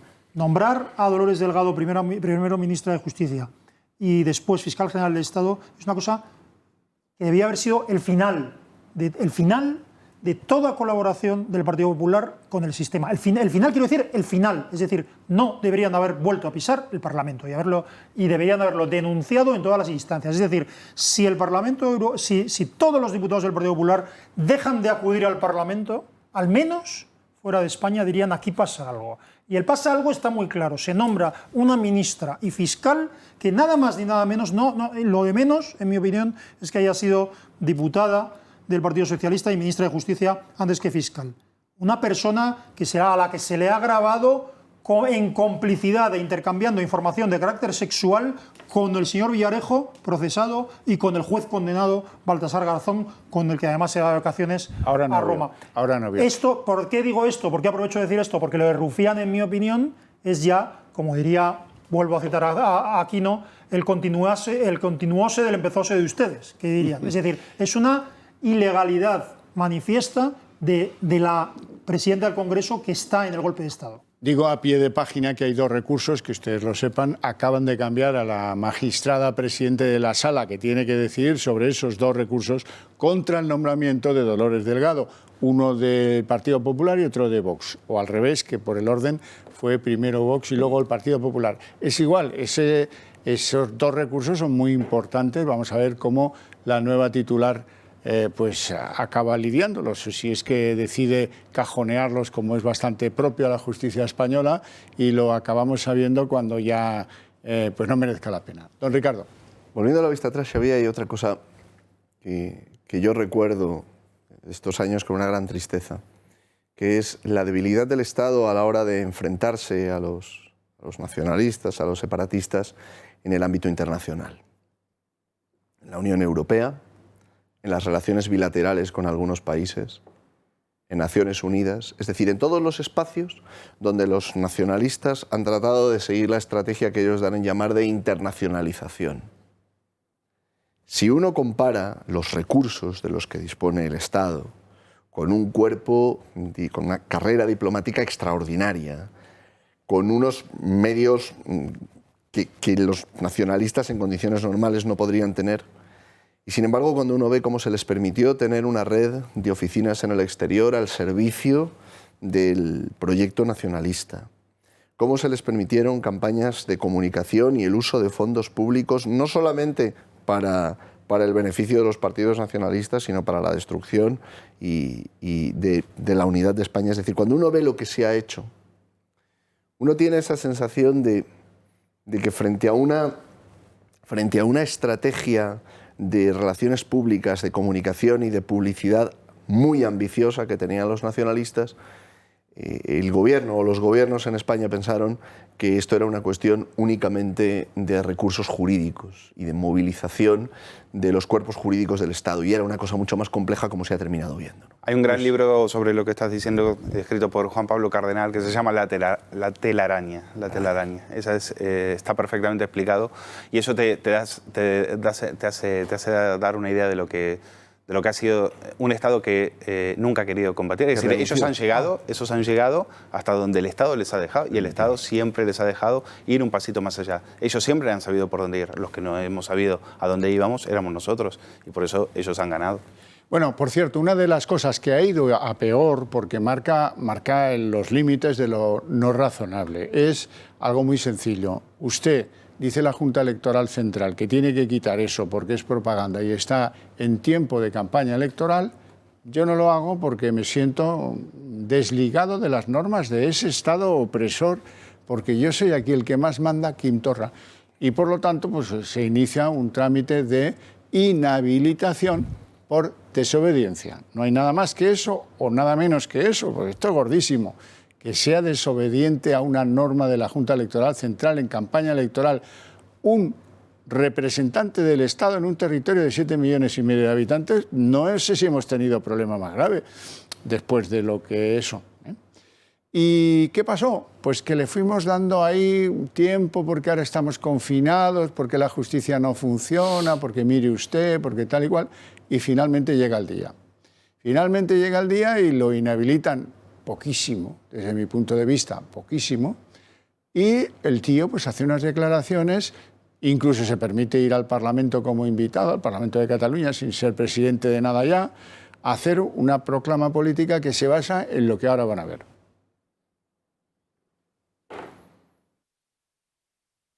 Confio plenament en el poble de Catalunya. Confio en la força, el talent, la constància de les catalanes i els catalans per fer possible allò que sempre ens diran que és impossible.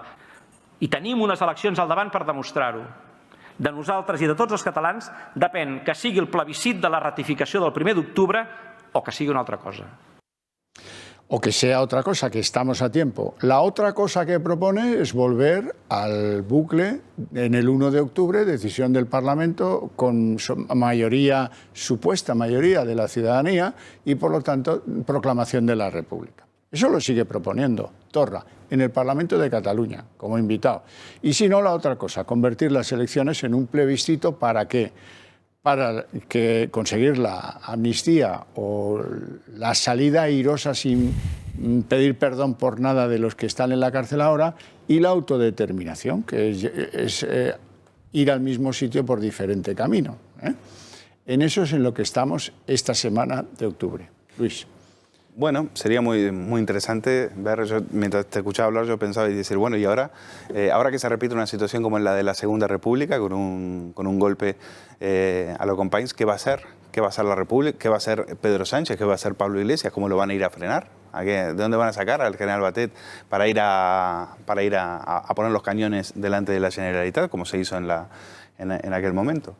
Pues sería muy interesante. Yo creo que hay una parte del hemiciclo que evidentemente está en un golpe, está en esa estrategia y vería eso con muy buenos ojos. Hoy yo creo que el independentismo ha vuelto a coger, en este momento se están reagrupando. En este momento ahora hay elecciones, el tema de la independencia o el tema del derecho a la autodeterminación, o como lo quieras llamar, lo han pateado más para adelante. Ahora tienen que decidir quién manda y están acuchillándose entre ellos. Y hay una guerra civil entre ellos hasta que pasen las elecciones. Y una vez que tengan que pactar y una vez que tengan que vuelvan a hacerse con la Generalitat, pues volverán con esta milonga y será muy interesante ver, porque ahora tienen un presidente que ha negociado, que ha pactado y que se ha bajado los pantalones frente a ellos. A ver cómo para esto. Y aquí viene el drama, la desaparición del constitucionalismo del panorama político catalán. ¿Quién activa la fecha de las elecciones? Pues si se avinieran los señores que representan a Ciudadanos, al PP y al PSC, pues sería fácil, presentas al candidato y aunque no gane la moción de investidura, pues bueno, pones el reloj en marcha y sabes cuándo van a ser las elecciones. Como eso, olvídenlo, porque es imposible, se llevan a matar y porque Ciudadanos desapareció de Cataluña y nadie se fía de Ciudadanos, pues entonces el que decide cuándo son las elecciones es el tal Roger Torrent, que es de Esquerra Republicana, y óiganle con la tranquilidad pasmosa, si acaso ofendiendo a los otros indepes, a los de Junts per Catalunya, pero eso a nosotros nos viene a dar igual. Esta es la conclusión, elecciones probablement el 14 de febrero. Si no hi ha un debat d'investidura previ, efectivament, ens anem al 14 de febrer. I si les condicions sanitàries fessin que no es pogués celebrar amb totes les condicions adequades unes eleccions, el que pot passar és que es posposin les eleccions, com va passar a Euskadi o Galícia, però en cap cas es poden suspendre, perquè, evidentment, no es pot suspendre un dret fonamental de la ciutadania.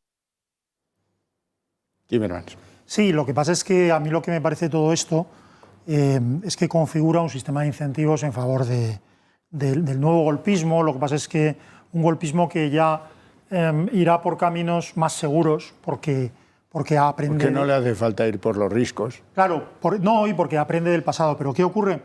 Que ahora la represión, esa palabra con tan mala fama, cuando es imprescindible, o sea, sin el uso de la fuerza, sin el legítimo uso de la fuerza, no hay orden ni hay ley. La necesaria represión contra los delincuentes, contra los criminales nacionalistas, los que hace 3 años no solo dieron un golpe de Estado, sino que encerraron e hicieron temblar y temer en sus casas a miles y miles de personas que veían cómo sus derechos eran violados, cómo su libertad era engolpeada y cómo se iban convirtiendo en ciudadanos de segunda por un golpe que daban unos delincuentes, unos criminales en su propio nombre. ¿Qué ocurre? Que cuando vuelva a ocurrir esto, es decir, cuando haya unas elecciones y haya una proclamación, aunque sea simbólica, aunque sea real, cuando hagan cualquier cosa de estas, ¿qué amenaza será válida por parte del Estado? ¿Qué amenaza legal? ¿Qué desafío? ¿Qué respuesta será suficientemente proporcionada para que alguien la tome en serio? Para que los criminales se rindan, para que los catalanes, víctimas de estos asquerosos estafadores y ladrones, para que los catalanes víctimas de todos estos se lo crean, se crean protegidos. ¿Qué va a hacer falta? Ya no es suficiente el aprobar un artículo 55, ya no es suficiente decir, oye, que te voy a poner una demanda, ya no es suficiente eso. Ya no es suficiente. Solo vale ya una cosa, la que no debo decir. Nos vamos a publicidad, volvemos en apenas 2 minutos.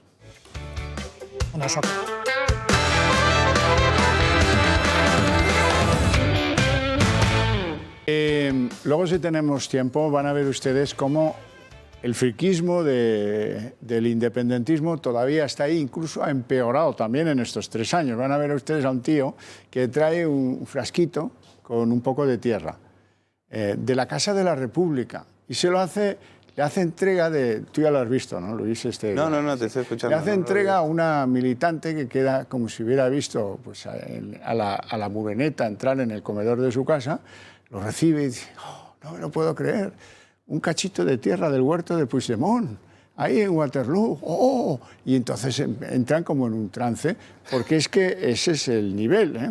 Ese es el nivel.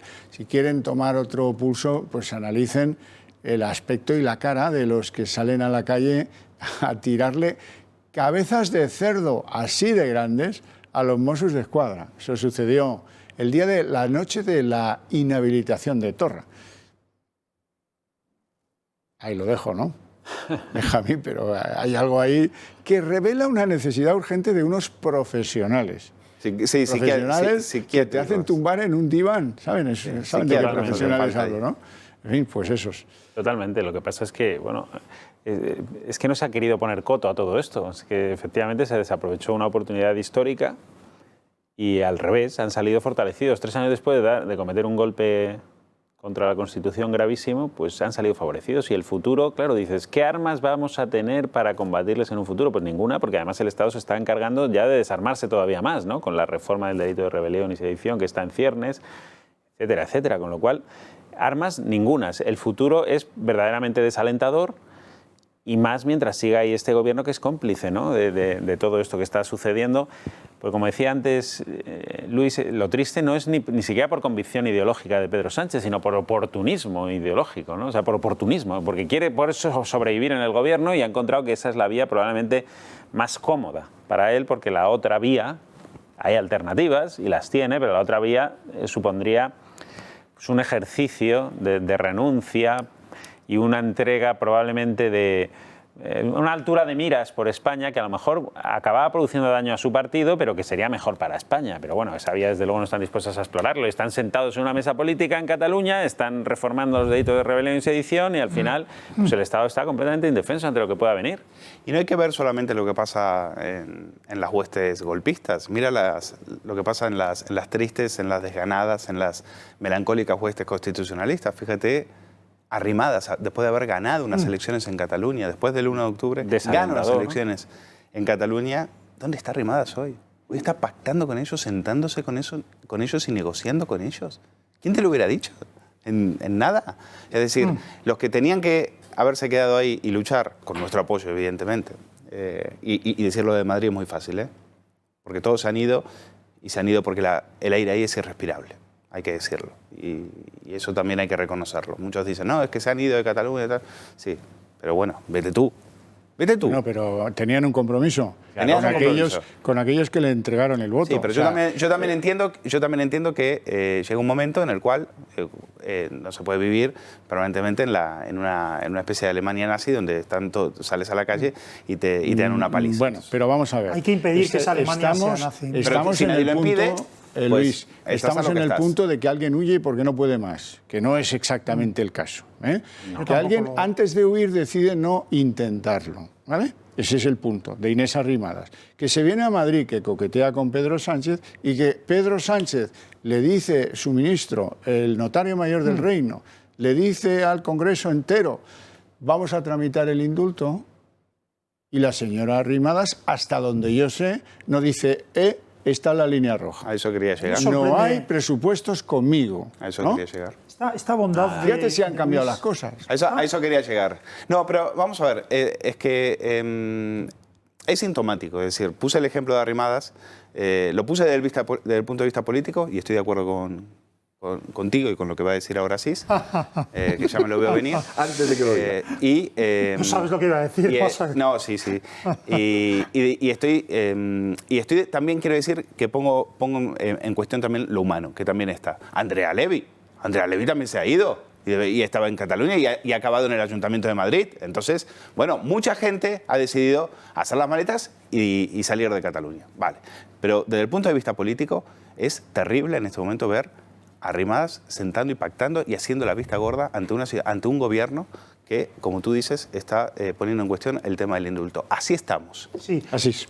No, yo ya, como va a estar de acuerdo conmigo Luis en cualquier cosa que diga, voy a decir que su bondad yo creo que es fruto, pues no sé, pues de que le parece muy guapa Inés Arrimadas o cualquier También, cosa, no sé sí. qué barbaridad decir, También. así que no sigo por ahí. No, pero lo que pasa es que Inés Arrimadas no solo adquirió un compromiso con sus votantes, sino que hizo algo más. Es que Ciudadanos hizo algo más, no solo Ciudadanos, pero Ciudadanos hizo algo más, que es convencer a gran parte de la población catalana de que diera la cara, de que saliera a la calle, de que se arriesgara, de que... Es decir, hay muchos por ejemplo, muchos catalanoparlantes, muchos de cuya lengua materna es el catalán, que decidieron empezar a hablar castellano en sitios donde nunca lo habían hablado. No quiero contar aquí la anécdota de un político, no digo el nombre, aunque su apellido era Durán y su segundo apellido, Nos lo imaginamos. apellido tal, en el que su mujer en casa le dijo un día: yo voy a partir de ahora en esta casa se habla castellano, porque llevo 20, 30, 40 años adaptándome y ahora me insultan por las calles. Bueno, yo te tengo que decir de ese que tú dices, que se llama José Antonio. Eso lo dices tú, yo no he revelado nada. De lo que los catalanes que están por la anexión de parte de Aragón y de parte de Valencia y de las Baleares y parte del Rosellón francés y tal, le llaman la Franja de Ponent, es decir, que es de un territorio de Huesca, ¿sí? Natural de allí. Ya hablaba con su mujer en español antes de todo esto. Y en esa zona de España y en muchas otras, los que se llaman José Antonio... Sí. No sé si me comprendes. Sí, con esa edad...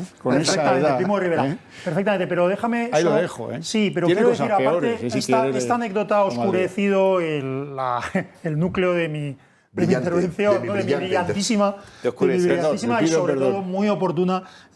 No, quiero decir, pero Inés Arrimadas y Albert Rivera antes, lo que habían supuesto, no solo ellos, a otros muchos, pero también ellos, es decir a los catalanes: sal a la calle. Y los catalanes salieron y se arriesgaron. Y gente que antes en Twitter y en Facebook solo hablaban de canciones o de moda, ahora hablaban de política y daban la cara y se enfrentaban al nacionalismo totalitario, hacían todo esto. Entonces, no te puedes ir, no puedes dejar. Tu único motivo y tu única forma de irte a Madrid es que desde allí organices mejor la resistencia y la apuntales. Pero no es lo que han hecho, lo siento. No, se han lavado las manos como está haciendo. Es muy grave lo que han hecho y sobre todo porque es que tú no puedes ilusionar a alguien y luego dejarle en la estacada, porque ya no se vuelve a ilusionar una segunda vez. Tierra quemada. Claro. Y además una frustración impresionante de todos los votos. 1.400.000 votos tuvo Arrimadas. Ya veremos qué saca Carrizosa, si acaba siendo el candidato de Ciudadanos el día 14 o el 12 o el día que sea de febrero, cuando se convoquen elecciones. Eso lo quiero ver. Don Ricardo, ¿me permites un segundo? Antes he contado una cosa, pero tiene mucha más gracia, incomprensiblemente. No lo entiendo, pero tiene más gracia si lo ven. Lo de la adoración por la Tierra Santa que me traen de la Casa de la República, del huerto de Puigdemont. Oh, vean. Me la van donar, el president em va donar permís, tota la casa em va donar permís. De part del president Carles Puigdemont i la Casa de la República, s'ha dit... Mama, agafa-la.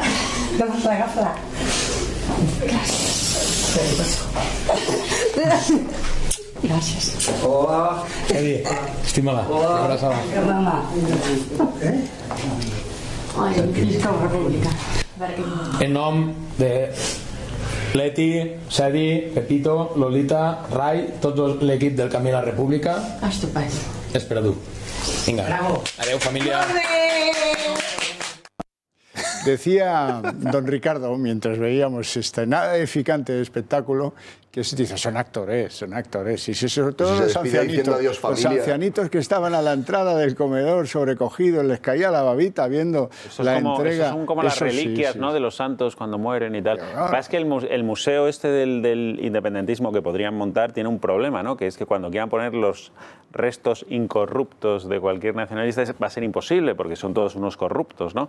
Con lo cual, no sé yo, este museo, igual que el brazo incorrupto de Santa Teresa, está en Alba hablaba de Tormes, no puedes poner el brazo incorrupto de Pujol, ¿no? En un futuro. No, ese no. Porque sería una auténtica paradoja. El tema es lo que crece de esa tierra. ¿Eh? ¿Para qué sirve? Porque eso es lo único que puede fertilizar, es odio, odio y corrupción. Pero vete a saber si es tierra o es abono, o vete a saber qué es eso. Prefiero ni imaginar que puede ser eso. No siga. Pero más aparte, efectivamente, roza la enfermedad mental, ¿no? Lo digo en serio, además. O sea, bueno, es que hemos visto imágenes cuando los ves ahí paseando desnudos por la calle y haciendo que parece y darle imágenes de cabezas secta. de cerdo a la policía autonómica de tu país, entre comillas, pues, revela que tenemos un problema, ¿eh? No, claro, y sobre todo chicos que no han trabajado en su vida, gente que no... Bueno. Son capaces de cualquier cosa. Si son capaces de hacer a la población entrar en una secta tan irracional, son capaces de cualquier cosa. Ahora casi nos hace gracia, ya sé que no nos hace gracia, que tiren cabezas de Puigdemont, o este espectáculo lamentable de la tierra o el abono o lo que sea de Puigdemont. Nos hace gracia, pero gente que hace esto es capaz literalmente de cualquier cosa, porque les han convencido de temas tan irracionales que cualquier disidente deja de ser persona y por lo tanto se le puede matar, o muchas otras cosas. Y no estoy hablando en broma, porque todos nosotros tenemos una cierta cultura general y conocemos los procesos que llevaron a la despersonalización de los adversarios y a la violencia política en los sistemas nazi, fascista y comunista. En fin, don Ricardo, no sé si querías decir algo. No son actores, ya te lo digo yo. Yo creo... Y en Cataluña, también en otros lugares de España, pero en Cataluña se ha llegado a un punto en el que prácticamente es imposible distinguir la realidad de la ficción. Hay cosas que yo te confieso que cuando lo he visto he pensado que esto estaba guionizado y que eran unos actores. Pero hay una clave que apuntaba Asís y que es cómo han llegado a esto, ¿no?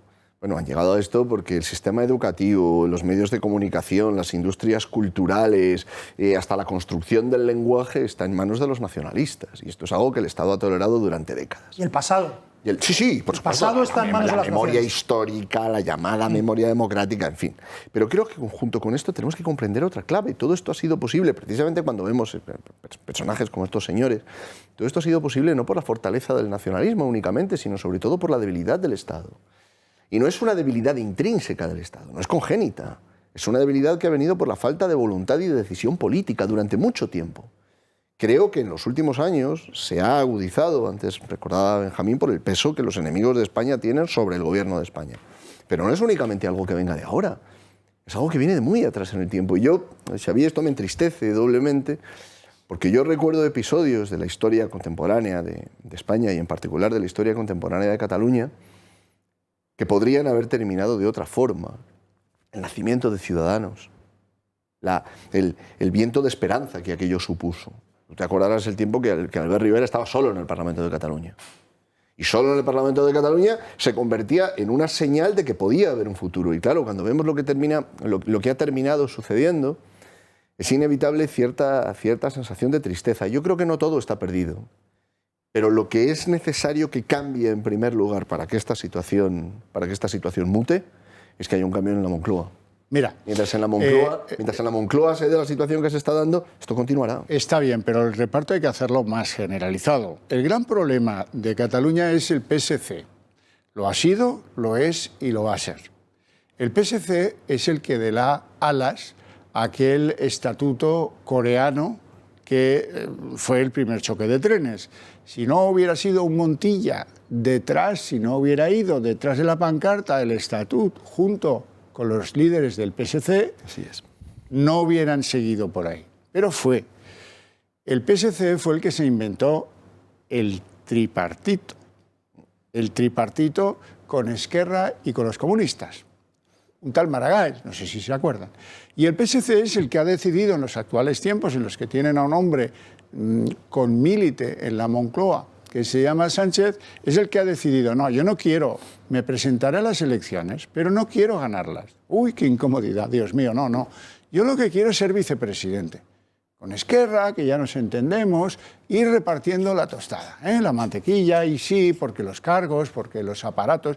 El tío que más sabe de aparatos en este país es precisamente Iceta, que lo es, que lo ha sido y que no desea otra cosa más que repartir la mantequilla de lo político. Ya está. y obedecer órdenes y colocar a Hereu, uno que fue alcalde de Barcelona durante 2 años, de presidente de Hispasat. Yo a este le conocí, que era el que se encargaba del marketing del puerto de Barcelona. Imagínate tú, qué carrera ha hecho. Ahora a no sé cuántos mil euros al año y presidiendo una empresa tecnológica la más quizás relevante que tiene España. La puerta giratoria se llama de eso.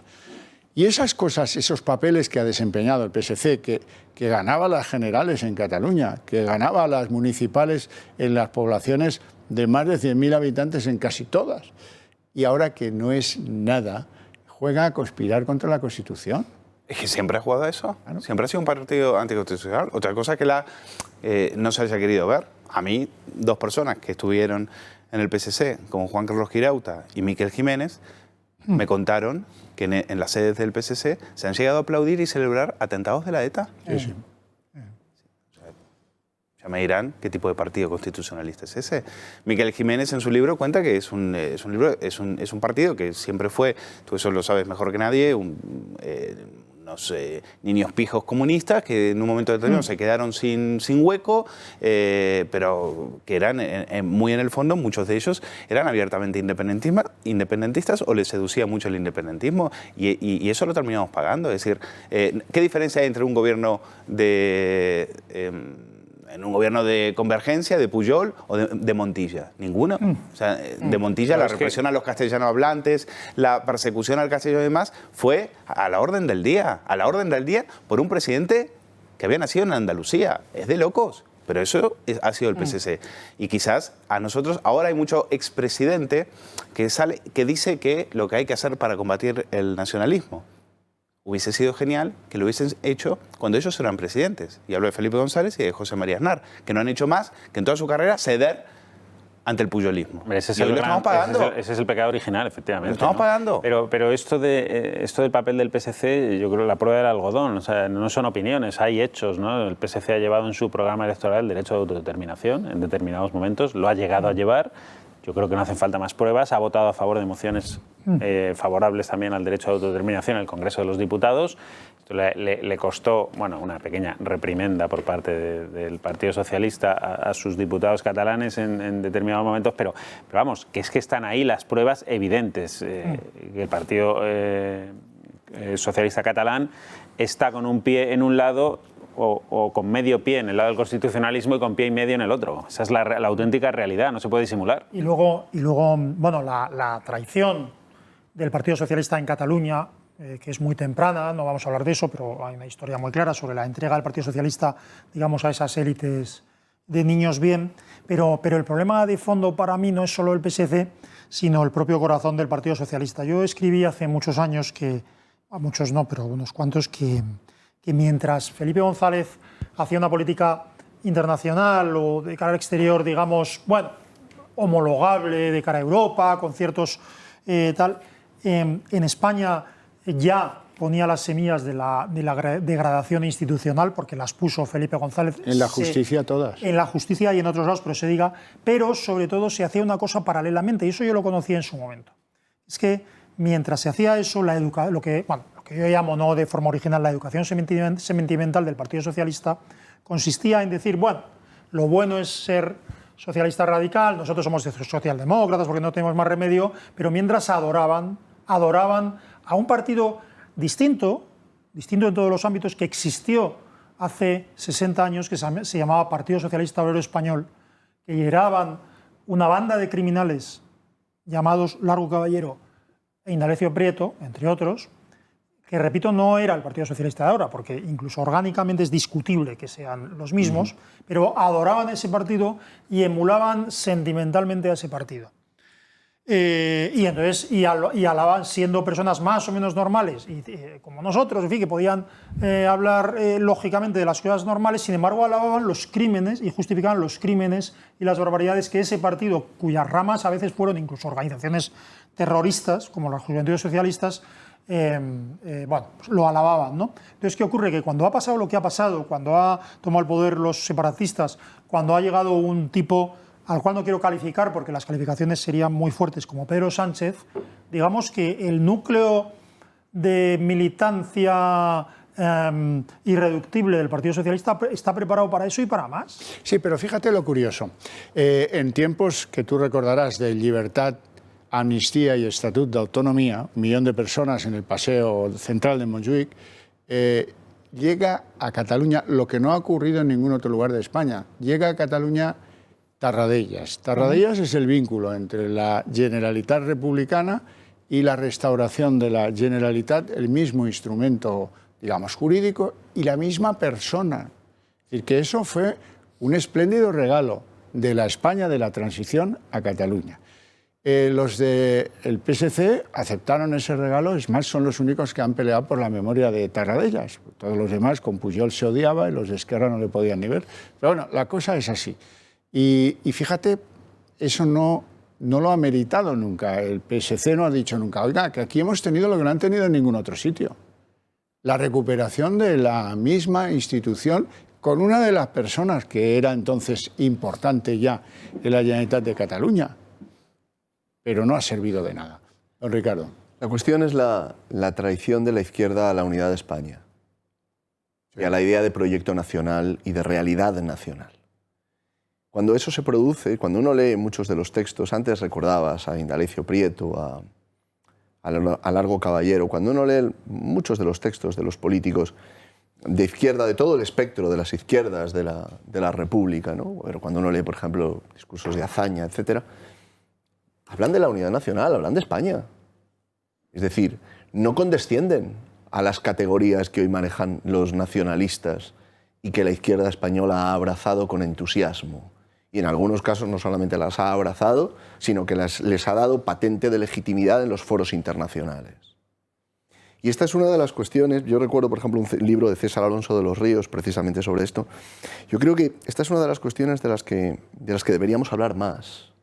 Es decir, ¿qué ha sucedido en la izquierda española para que haya traicionado la idea de unidad de España, la idea de unidad nacional en el sentido de cultura, la defensa del español en Cataluña? Parece casi digamos, de mal gusto recordarlo, pero esta es la verdad. Históricamente, las bases del PSC eran castellano hablantes. Eran aquellos... Permíteme ahí decirte una cosa. La traición la produce antes el comunismo que el socialismo. Sí, estoy de acuerdo. Por eso no digo solo el PSOE. El PSUC era un partido en el que mandaba el secretario general, Antonio Gutiérrez Díaz, mis manos, mi capital, salían los carteles, otros salían los carteles. El gran líder político del PSUC de la lucha contra el franquismo, Gregorio López Raimundo, que era de origen aragonés. Y este no hablaba catalán. Y como no hablaba catalán, el PSUC fuera al rincón. Eso mismo se produjo en comisiones obreras. Y luego, algunos años después, se contagió la UGT. Se contagió de eso. Y hoy hay dirigentes de la UGT que están en partidos independentistas, a la limón. Bueno. Y el PSC ya venía dañado de origen, porque es que eran los hijos de ciertas burguesías nacionalistas que no tenían que arrinconar a nadie, porque es que el que no fuera de ese de la SEBA, grupo de músicos que origina el PSC, pues ya no tenía ninguna. Había algunos, sí, en las primeras elecciones, algunos diputados que fueron apartados como si fueran apestados. Esa es la historia. Tú recordarás la figura histórica de Simón Sánchez Montero. Simón Sánchez Montero termina arrinconado cuando le dicen no, aquí la lengua de trabajo es el catalán. Pero yo, fíjate, no lo digo únicamente por la cuestión lingüística. Creo que la cuestión lingüística es muy importante. Pero luego está la cuestión identitaria. Es decir, la izquierda histórica terminó traicionando todo aquello que históricamente había defendido. Porque fue devorada por el discurso guerra civilista. Totalmente. Yo creo en ese momento, llega un momento donde su obsesión, sus fantasmas guerra civilistas son superiores a cualquier otra cosa. Y por eso terminan admirando, por eso tienen el complejo frente a los bilduetarras, frente a los independentistas, a los que ven como héroes frente al fascismo. Pero fíjate, hace poco hemos escuchado alguien estoy intentando, no sé si era ministra de este gobierno, decir que quien resiste es una frase copiada textual de Juan Carlos Monedero. Quien resiste al fascismo es un héroe. Entonces, ese discurso empezó a calar. Y por eso tienen ese complejo frente a los enemigos de España, frente a los cuales se han rendido, porque en el fondo sienten una especie de conexión. Es decir, nos encantaría hacer, porque estamos en lo mismo. Lo que pasa es que, totalmente de acuerdo, pero yo añadiría otra cosa. Asumieron los discursos de las políticas identitarias. Asumieron los discursos de las microidentidades. Y claro, hemos terminado en un momento, en una hora de España, por tomar el título del libro de Azorín, en el que hay que reivindicar lo que nos une y hay que reivindicar lo que tenemos en común frente a las políticas identitarias que la izquierda viene fomentando desde hace ya mucho tiempo, desde hace décadas. Enlazando con esto, quiero citar, el pobre Xavier me ha aguantado ya esta semana con lo mismo, una cosa que decía Clara Campoamor en su libro... La de la estación. Escrito del 36. La de la estación. La de la estación Clara Campoamor. Hay mucha gente que sabe que hay una estación que se llama así, pero no sabe quién es. Se va a llamar, pues que en su libro escrito en diciembre del 36 y publicado en el 37 en París, ¿no? La Revolución Española vista por una republicana, decía una cosa muy aplicable a esto. No solo describía toda la renuncia de la izquierda a todo sentido común, fundamentalmente, no solo, pero fundamentalmente entre febrero del 36 y el golpe del 18 de julio, sino que decía una cosa muy peculiar. Decía, las derechas, ante tanto atropello y tanta salvajada, las derechas en el Parlamento, los diputados de la derecha, pecaron de una excesiva prudencia y no se opusieron a ello. Eso lo decía Clara Campoamor, que se posicionó, que aunque huyó, por supuesto, de Madrid... Que tuvo que luchar contra la izquierda por el voto femenino. Sí, pero era pro-republicana. Tuvo que huir de Madrid en septiembre para no ser asesinada por el terror rojo. Pero así y en particular. Pero quiero decir que una cosa que se está produciendo ahora, por eso quería citar a Clara Campoamor, es que ante esa renuncia de la izquierda y sobre todo ante esos atropellos, la derecha no está dando la respuesta adecuada por miedo, digamos, al guerracivilismo. No. Se están cometiendo los mismos errores, mutatis mutandis, según una situación distinta. Es decir, si al golpista hoy, igual que en el 36 o que en el 34, se le indulta, por supuesto se envalentona. Si la izquierda fomenta la violencia o el atropello a los derechos,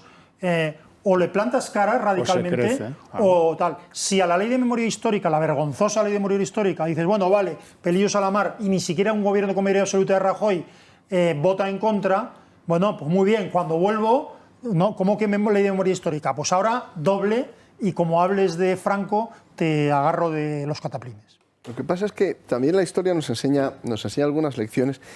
Lo que termina precipitando los acontecimientos en Segunda República es la persecución religiosa y los ataques sistemáticos contra lo que eran las convicciones más profundas. No era únicamente una cuestión de izquierdas y de derechas. Entonces, en España hemos llegado a un punto en el que ya no es únicamente una cuestión de políticas de gestión. Es una cuestión de modelo de ser humano, de modelo de sociedad, de valores. Es aquí donde se están produciendo las políticas más radicales. La apertura, y sé que nos queda poco tiempo, Xavier, otro día hablaremos de esto, pero la cuestión de la vida, la cuestión de la eutanasia, los ataques contra la libertad religiosa, los ataques contra las convicciones más profundas, iba a decir, de la mitad de la sociedad española o de más de la mitad en algunos casos. Pero la derecha ha abandonado esa batalla. Por eso la cuestión cultural es tan importante. Bueno, señores, no tenemos tiempo para más, tenemos que dejarlo aquí, no sin antes recordarles la conveniencia de que ustedes entren en contacto con el Club de Amigos de Intereconomía. Lo pueden hacer por teléfono, lo pueden hacer a través de las páginas web y todas estas historias que lo facilitan todo. Ahora van a ver el teléfono para recordarlo, porque nos estamos jugando nuestras libertades, nuestros derechos, nuestros sueños, nuestras creencias, un sistema de valores que me da la sensación que va a haber que defender. La mejor manera de hacerlo, un acuerdo entre ganador y ganador, podríamos decir, es que ustedes nos ayuden a mantener esta televisión, que una cosa les puedo garantizar: se va a romper la cara por esos derechos y por esas libertades, suyas y nuestras. Muchas gracias a todos, buen fin de semana en lo que queda de él, y hasta el próximo sábado, aquí puntuales a la cita con Más he perdido en Cuba. Gracias.